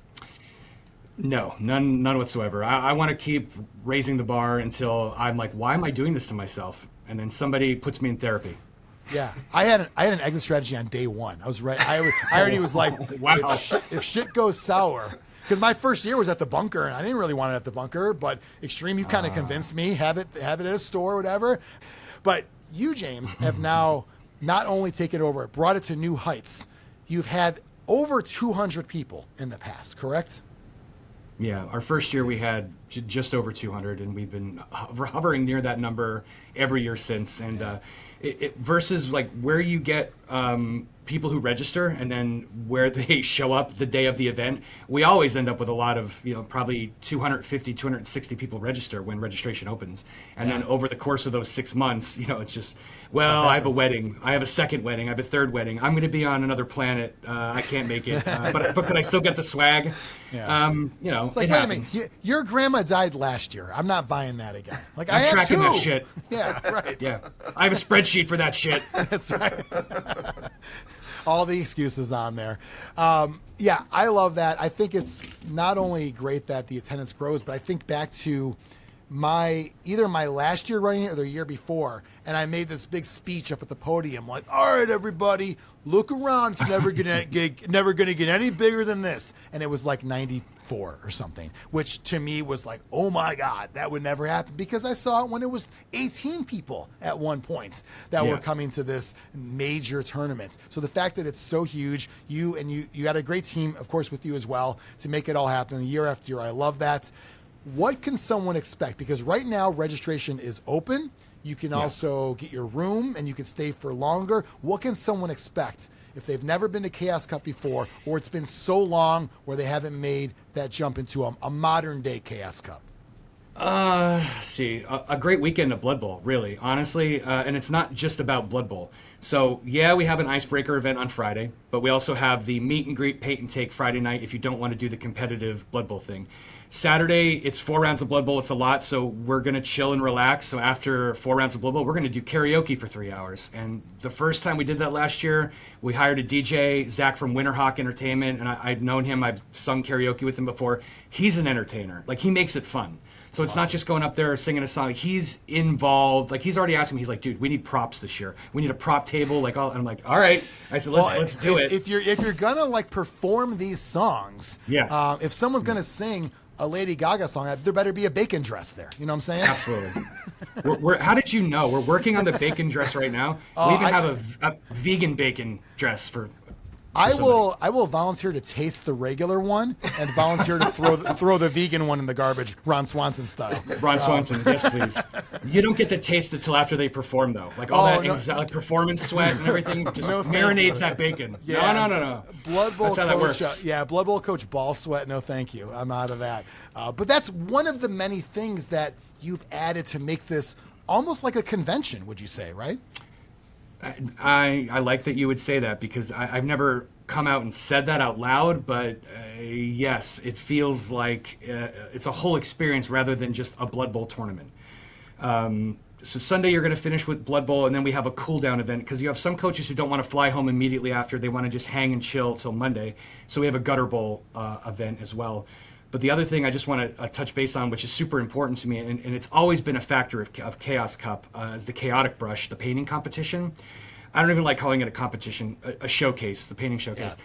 I really want to see all of these amazing hobbyists, whether you're building dioramas, you're painting models, they've always been featured, and it's been a part of Chaos Cup, but I think our group, we wanted to take that to the next level and really put a focus on the painting showcase. So that I'm proud of that.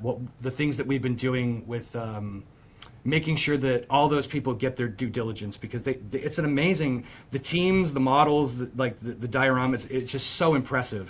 Like, we'll never be a golden dragon type of thing, or golden demon, but if I could, make this one of the premier painting showcases in the U.S. for Blood Bowl, that's my goal. I think it's phenomenal. Well, it's also, a lot of tournaments will judge painting, but if it's a handful of people there and then only half are even up in the running and half of those, this is a best of the best, and the sheer number of people playing you're going to see some awesome things out there. Tell me about the judges you have lined up for this competition. Or Great showcase, question. rather. Showcase. Yeah. It's okay. So Josh Wojcik has been doing it since Chicago, and he's absolutely phenomenal, a commission painter on his own.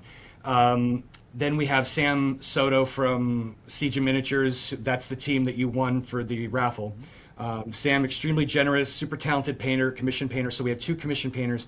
And then we had Pat Wynn, who his comments after doing it the first time was, dude, this was exhausting. I don't want to do this again. So like that much time was spent into going over all the details of the miniatures, setting them up, taking pictures, posting all this stuff. He was like, I love it, but I don't want to do it anymore. So last year we only had 2 judges, and I felt like having that third judge just felt important to me, to have like a good I like this one, and have somebody kind of in the middle to be like the decision maker. Hey, I'll tell you, American Idol needed, we as Americans, we need a British person yelling at us. That's what we like as Americans, whether it's Simon Cowell or Gordon Ramsay, So did you go after an angry British guy to yell at us, or no? No, we landed on something much better. So for those of you who know who he is, Lou Rollins, out in the Utah way.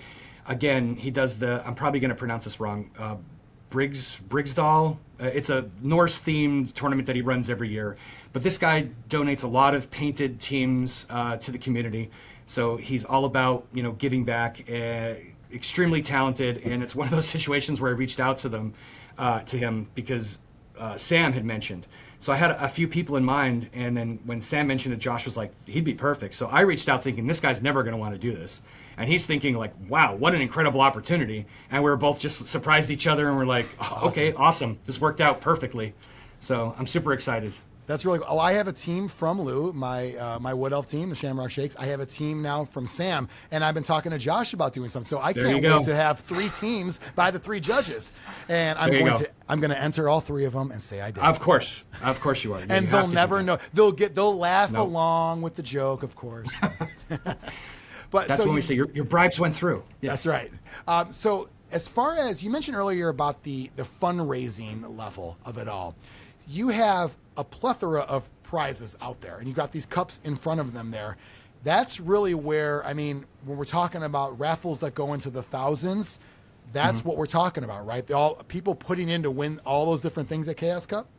Yeah, and let me just give a shout out to Jason York, aka Mr. Pickles, out of Jacksonville. He has been my right-hand man, and like you touched on it earlier, I get a lot of credit that I don't deserve, and I'm the first to admit it. I have no ego. I surrounded myself with extremely good people who are willing to just, I don't have to ask them. They're jumping up saying, let me do this. I could do this for you. You know, what do you need me to do? They make sure that I could run the best possible event that I can. And Jason is at the top of that list. So basically I go in every year to the raffle, and I don't know if my predecessors felt this way, but I'm like, there's not enough. There's not enough shit. I need more shit. Like, I don't have enough, and we're never going to break what we broke last year. And then Jason comes in, waves his magic pickle, don't take that the wrong way, and makes the tables just absolutely glorious. Like, everything just looks so well featured, and it looks like we have, I think we've done over 100 items since we started the raffle, and I try to make the 100th free entry and all the swag into Chaos Cup for the following year, and that one gets a lot of raffle tickets. But this year we have... You mean you have 100 at one time to bid on? Yeah. Wow, yeah, 100 different items. I don't even think I noticed there was that many. Wow, that's amazing. It's a lot. It's a lot to go through. And then, you know, I always put out a feedback thing after Chaos Cup to see how we could do better. And and it's anonymous, so you know we're getting like our feet to the fire. And some of the feedback the one year was, wow, you guys really got to move this shit along. Like, it's great that you're doing this for the charity and everything, but this is too much, too long. So last year we figured out a better way, and everybody seemed to be happy with that. So we're going to do that again this year. But the thing that I'm proud of to already just throw out there is I think we have 25 painted teams to be in the raffle, and they're not like you know, me going up to somebody who's just painting and be like, hey, could you paint this just so there's paint on plastic? No, these are all legit. These are going to knock some socks off. I'm so excited to see these teams on the table. Yeah, that's something. A lot of times, like, events will have one painted team, and it gets all the tickets. And which is still great. It's still great. I just always feel bad for all the other stuff on the table, and then it's because especially when it's. I mean, you make it a point. You don't really. You don't have junk, you know, at all. But like, you know, sometimes a smaller tournament might have some things that are just kind of like whatever, like some random model or whatever. And I'm thinking, like, you know, someone actually thought they were really helping by donating that. They didn't really get any tickets. And they're never going to get any because everyone wants to win. Like last year, that Tomb Kings team was amazing looking. And a lot of people put in for that. Because like, well, yeah, of course. But there was enough other things where it's like, all right, there's other stuff I can win here. And ultimately, the goal we know is to raise money from there and kind of, you know, have that big number to say, listen, this is what we all came together for. Yet another reason why this is an experience more than just a tournament. Yeah, 100%. Last year we did... the Children's Hunger Project of Brevard County. We raised $9,000 for them. So until Jamie ruined my bar for this year, it was $10,000. Which hey, I'll take that challenge any day. And this year our charity raffle partner is Canine Volunteers for Vets. So when we did a children's charity for 3 years in a row. So I kind of knew I wanted to do something featuring animals, and I kind of had an idea that I wanted to do something for vets.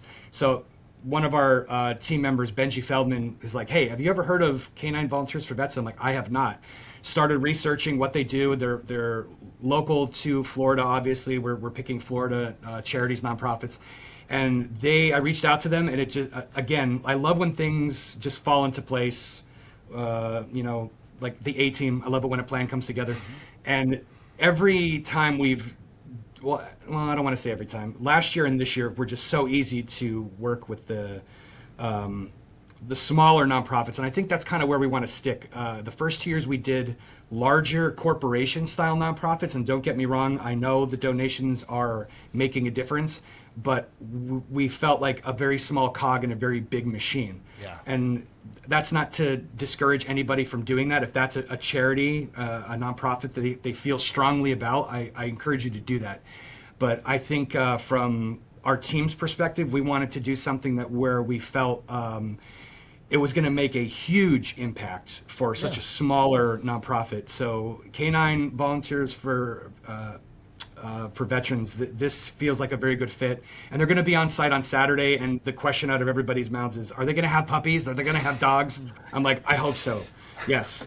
But for anybody in Florida who sees this, the other thing that I've encouraged our team to do is let's not just do this and like give them a check. Let's actually go to the nonprofit, to the charity, and let's volunteer for a day and see what they do and how they do it. And we did that for the Children's Hunger Project. We went out twice and boxed up kids' lunches. And I sweated my ass off. It was intense. It was like 3 hours of, I got to put the fruit cups in there. So this one, I'm actually looking forward to going out, touring the facility. They offered us to be able to sit in on one of their classes where they're training the animals. So I'm really looking forward to this. And we're going out on Thursday, May 27th, I believe is the date. And anybody's welcome to come along to just tour the campus, sit in on this class, and we'll all probably go out for lunch or dinner afterwards and just celebrate a good day.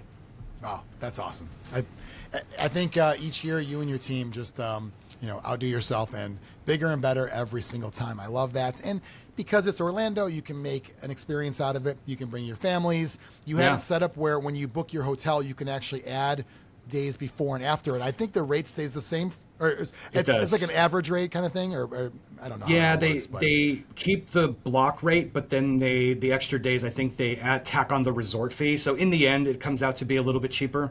Yeah. And if anybody is doing that, which is, I recommend you do it. Come extra days early, stay extra days later. If you don't see that option on the website, then just reach out to me. Send me an email, chaoscupofficial@gmail.com. Give me your reservation number, and then I will reach out to my contact at the resort. And we already had one coach do this, and it was resolved within 24 hours. So I have no problem doing that to make sure that you have the stay that you and your family or your friends are looking to have. So we want to make sure everybody's happy. That's fantastic. And not only is it going to be great attended events, but you're probably going to have some returning champions show up as well this year? So I'm hoping, yes, that's always the case. But seeing as how this is an exclusive, I will just start throwing some cool stuff out there. So next year, I can edit this, by the way. I wasn't intending for you to give away, so if you won't want to. No. I just meant like in general, you're going to see some people that already won. But if you want to, we're lucky that we get Brian too, and Saul Nicely. Like they come out and they're Chaos Cup champions. It's always a good thing to have those people come out. And this year we actually have the brand new Chaos Cup perpetual trophy that we had designed. It's basically a Chaos shield, and we have star emblems that are magnetized, so we could put all the champions on there.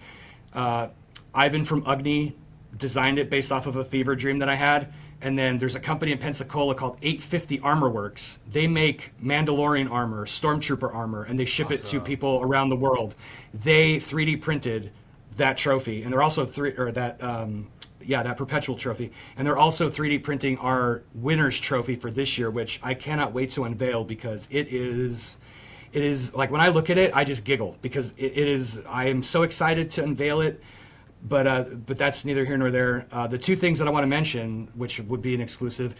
So next year is the 25th anniversary for Chaos Cup. Super excited. We're gonna hopefully do some really cool things. But one of the things I'll throw out there now, give people time to plan, is if you are a previous Chaos Cup champion, you get free entry into Chaos Cup next year.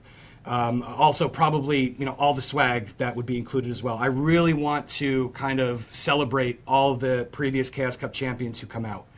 So if you've won a Chaos Cup and we haven't seen you in a little while, then get it on your radar now that you have an open ticket to come out to Chaos Cup 25th anniversary to defend your previous title.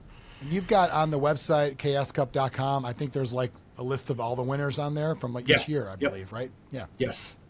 So we know who you are. I wonder who set up that site originally. I wonder. somebody with far more talent than me. I just inherited. No. Well, is it still GoDaddy? Because that's all I did it through. Yeah.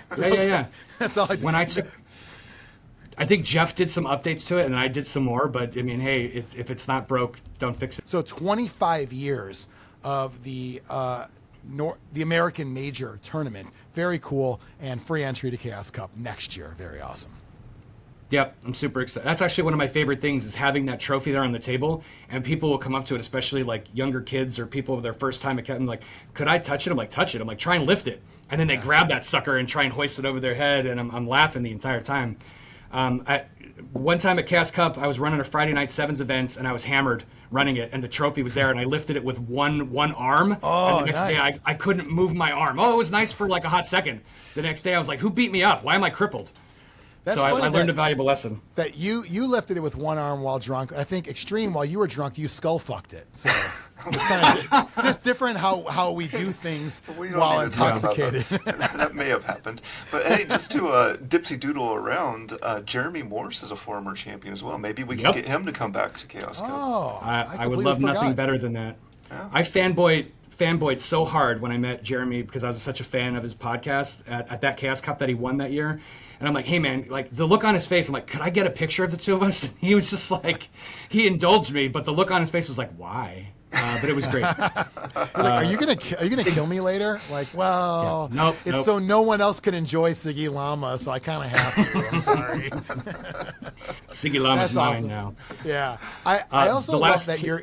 Oh, I was gonna say real on the trophy thing that you're creating very cool trophy, because something I always felt bad about when I ran was obviously the original Chaos Cup. And side note, it's always like a skinny guy who wins. I'm always like, are they going to drop it on their head and die?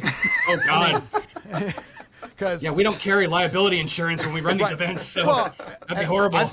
I'm thinking more of do I give it to the runner-up, or do we have another tournament? Like, how do we work that? I mean, yes, take care of the dead body, of course, first. But, But I like that you actually... Yeah, exactly. Yeah, he was never there.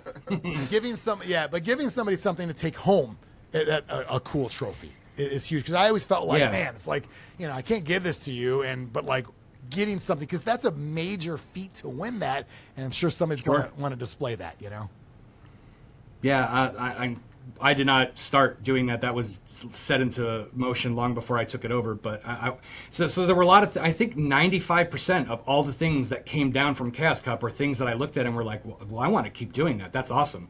I added a few things here and there, but overall, it's everything that came before me I think is important. I've honored it, and I want to keep continuing those traditions, because that is Chaos Cup. Yeah. I've had people ask me during the anonymous feedback, they're like, you should really make it a 5-round event so that we can explore more. And I'm like, I get that. I said 6 rounds is it's a lot. 4 rounds in a Blood Bowl in a day, because we've done 5-round events, 3 and 2. And it gives you a little bit more breathing room, but it's a U.S. NAF major. 6 rounds, I don't think I would ever, go back on that. It was 5 rounds when the attendance was low. So, if you got if you got 30 people, then 5 rounds is okay. But the moment Xtreme, I think, was that when I took it over? Did I bump it to 6? Yeah. Do you remember why? No, I don't. You said Zlurpee is 6 rounds. Chaos Cup has to be better than Zlurpee, so it has to be 6 rounds. Well, I am competitive. I mean, so. that's not. You're not wrong for thinking that. And Zlurpee had more people too. So like, how is this? No offense, Xtreme. Fucking 7-Eleven themed drink, like fruity drink themed tournament in a school better than the U.S. major. So I had to step up the game a little bit. And you did. I think each TO has been stepping it up in their own way, putting their own spin on it. But yeah, go ahead. So one of the things I really love about you, and kind of bringing you into like the 25th, the stuff that you've done in Florida, is like what you mentioned, like honoring the legacy of this tournament. And it's just like the little things that get me excited too. Like when I go there and I see the banners from all the years on the wall, like that's a huge thing for me. Like seeing that this tournament's been around this long, and like I can look at it and be like, my friends ran this one, these friends ran this one, these friends ran these.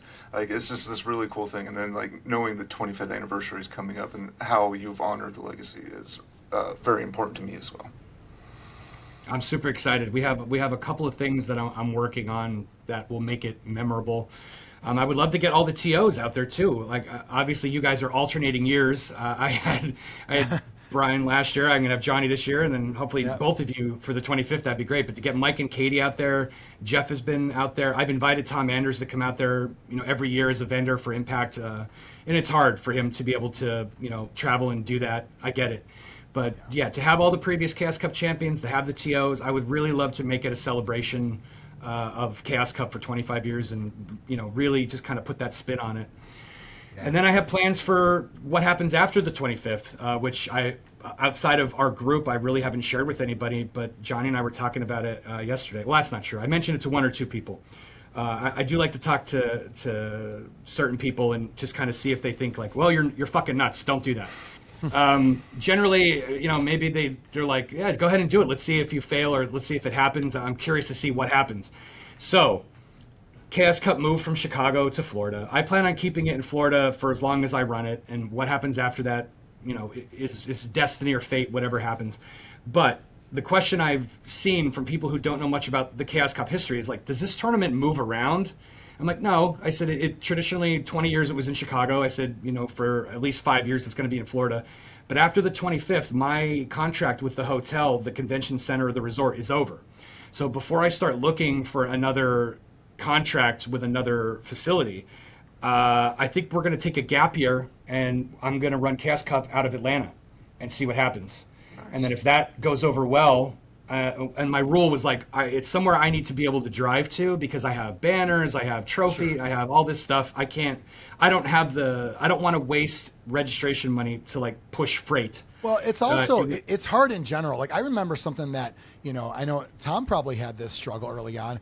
Tom lives in the Indianapolis area. So him having to run a tournament in the Chicago area, he's not local. So there are things that might come up like, hey, we want to stop by a couple of days before and make sure the tables are there, make sure whatever. Right. He couldn't do any of that. So it's very difficult to not be a local to your own event. So it's already, even though it's a drive, it's still extra work and a chance on your part to even like ensure the same level of smoothness somewhere else. Mm-hmm. Atlanta has a great group of coaches. They have their own events there, and there's people that I'm friends with that honestly I feel like I could trust without worry or concern whatsoever. That if I need to ship them stuff ahead of time, for them to be my drop box for stuff, and for them to help me on site to get things done. Like I have no worries about that. But I looked at several other places. I looked at doing New Orleans. I looked at doing Savannah again. I looked at doing Nashville. I looked at a lot of places, and it kept coming back to Atlanta. And this is something that I bounced off of, my group, and they all felt strongly about it as well. So the new plan could be, yes, we're Florida, but maybe every 2 or 3 years we do a field trip. So the first one would be Atlanta. The second one I'm already looking at is maybe Texas, because it's still drivable for me, and doing it in Dallas or doing it somewhere could be a lot of fun. I think that sounds awesome. I think it's at the level where it probably also goes into the narrative of if you're trying to put together a resume for a World Cup, this and Amorical is on that same resume. This kind of, I think, adds to that too, because it shows you can have this traveling circus in a few different places. It shows flexibility, and it shows we have the infrastructure to be able to move a big tournament like that to a place that's new and still have the help and the manpower and the ability to put it on and have it, knock on wood, run smoothly and everybody's happy. I think it certainly isn't going to hurt. And I know there's a lot of people who want a U.S. World Cup. Honestly, I could go either way. I love the idea of traveling to other countries because I live here. But I think it would definitely be a feather in our cap for U.S. Blood Bowl. I think we have a lot of great communities in the U.S. and I think it's something that we deserve a shot at, like a really good shot at. The last one got way too political, so that may have affected it. I don't know, but I'm excited. I'm looking forward to going to Malta, and hopefully in the years leading up to, well, it's what, next year, and then it'll be another couple years before there's another bid. So hopefully by that time, between Amorical, between Chaos Cup, and whoever else steps up to run, a big event, hopefully it all pays off, and we get the opportunity to host the World Cup here in the U.S. That'd be cool. Yeah. Amazing. Xtreme, anything else you want to add? I don't think so. I mean, you've done a phenomenal job. I just want to thank you and your whole team for all the work that you've done with Chaos Cup in Florida. Thank you. It was amazing. The 2 that I've been down to, and there I was very impressed with everything. We try. We really do put forth, as Deadpool would say, maximum effort. Awesome. Well, we've got we're going to play a Zlurpcast Back in the Day segment. Brought to you by Zombie. Eat flesh. You're listening to the super sound of the 70s weekend with Xtreme and Jonny P.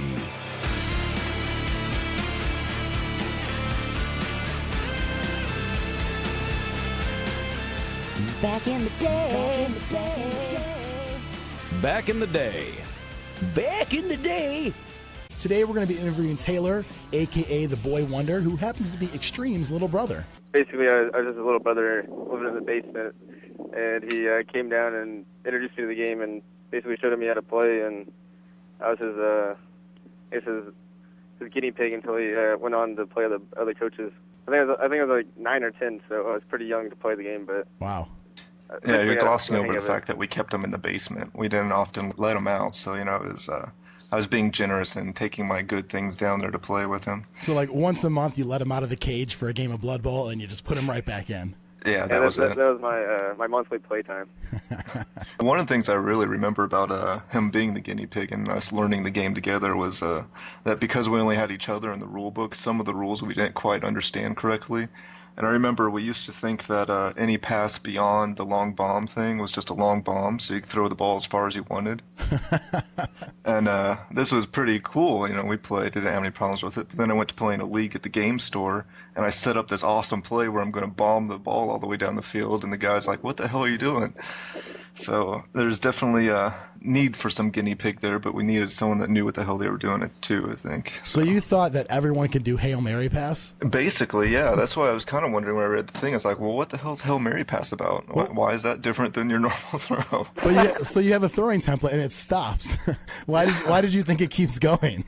I have no idea. I just figured, anything beyond that, they just didn't want to make the plastic for. So. Wow. Okay. Well, I guess it worked for your little house game, so you met some other players. Yeah, that was a long time ago too. Hopefully, I've become a better coach since then. That's pretty funny. This is kind of a funny, embarrassing moment on Xtreme too. Yeah, thanks for taking some of the pressure off me. Boy Wonder, Taylor, whatever you're going by these days. What are some of your favorite movies? Well, I think my favorite movies that I can watch over and over again are probably Scarface. It's probably one of them. So you said Scarface. Now, are you actually a rapper? Yes, he's going to do a Cribs episode later, and he made sure he had his Scarface poster on the wall. We're going to have Scarface playing 24 hours a day. I mean, if you guys want to tour my crib, I'll have that playing in the background for a video Zlurpcast. And ironically, it's an actual crib he lives in, too. Yeah, I moved from a cage to a crib now. So. No top. It's better than a cage. There's no top. You get a little air. Yeah. This month, we're going to be talking to PUGGY BACONBREATH. Unfortunately, Jonny P had to step out. I think all this talk of ball handling got him a little too excited, and he needed a little alone time. So I'll be taking this one on alone. But PUGGY BACONBREATH, are you there? Yeah, it's going. All right. Well, we have some questions from some listeners here that I wanted to fire at you and see if you can answer the questions. All right, bring it on. I love all my fans out there. Yeah, you have plenty of fans. We got a lot of emails in. All right. Tom R. from Ohio would like to know. Hi, Tom. He wants to know if you prefer McMurdy's burgers or White Castle burgers. Oh, very good question, Tom. Both burgers have their pros and cons. White Castles, you can eat more of them. So that when you brag to your other halfling friends, I've eaten 36 White Castles, sounds pretty impressive. However, the McMurdy's have a special secret sauce that I love and I've got a craving for, so I'm going to have to say McMurdy's, but it's real close. As long as they're free, though, I'll take either one. Mike from Chi-Town would like to ask you if you... Hi, Mike. He wants to ask you if you enjoy trees tossing yourself... tossing you. Hey, what's going on here? Being tossed is actually an honor in the halfling community. Andy from Indy a big fan of yours, says he wants to know, oh, this is a little personal. He says he saw you with his girlfriend last night, and he hopes that he never finds you in a dark alley. Oh, really? Well, why don't you say that to my face, Andy? I'll take you out any day of the week, all right? I'll talk to who I want, when I want, and I'll take to who to McMurdy's wherever I want to take to McMurdy's. All right, well, I think Andy's in trouble there. Yeah, bring it on, Andy! Bring it on! Bring it on, Andy! Wow, blast from the past. First ever episode. Craziness. We sound so young, Xtreme. So young. Yeah. I mean, I think about Zlurpcast, we're at Zlurpy Bowl 3, and you're like, we should do a podcast. Yeah, we should. And that was like, I think, June or July that year.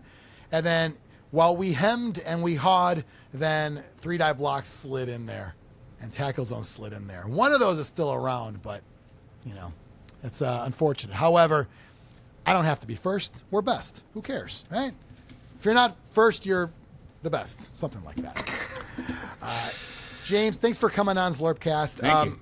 For anything Florida Blood Bowl related, if you want to just, even if you don't want to show up to any events, you're on the other side of the world, but you want to just stay in the know, check out both the Discord and the Facebook group. James keeps it very active with everything on there.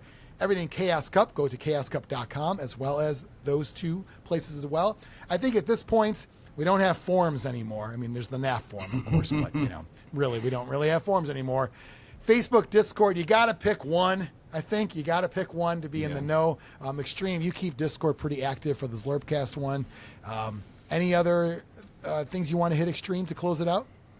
Nothing I can think of offhand. I'm just super excited for Amorical. I can't wait to see everyone there. Come up and say hi when you see us. Fantastic. It'll be a fun weekend. Any other closing words from your end? No. As always, appreciate you having me on the podcast. It's a great opportunity. Thank you. Fantastic. Follow Zlurpcast, all the socials, at Zlurpcast. Of course, like, subscribe, all that kind of stuff. Check out the video if you're an audio-only person, or if you want to take us on the go and you don't really want to see our ugly faces, that's fine. Make sure it downloads to your phone. Subscribe on your favorite audio platform. Thanks a lot, and we'll talk to you next time.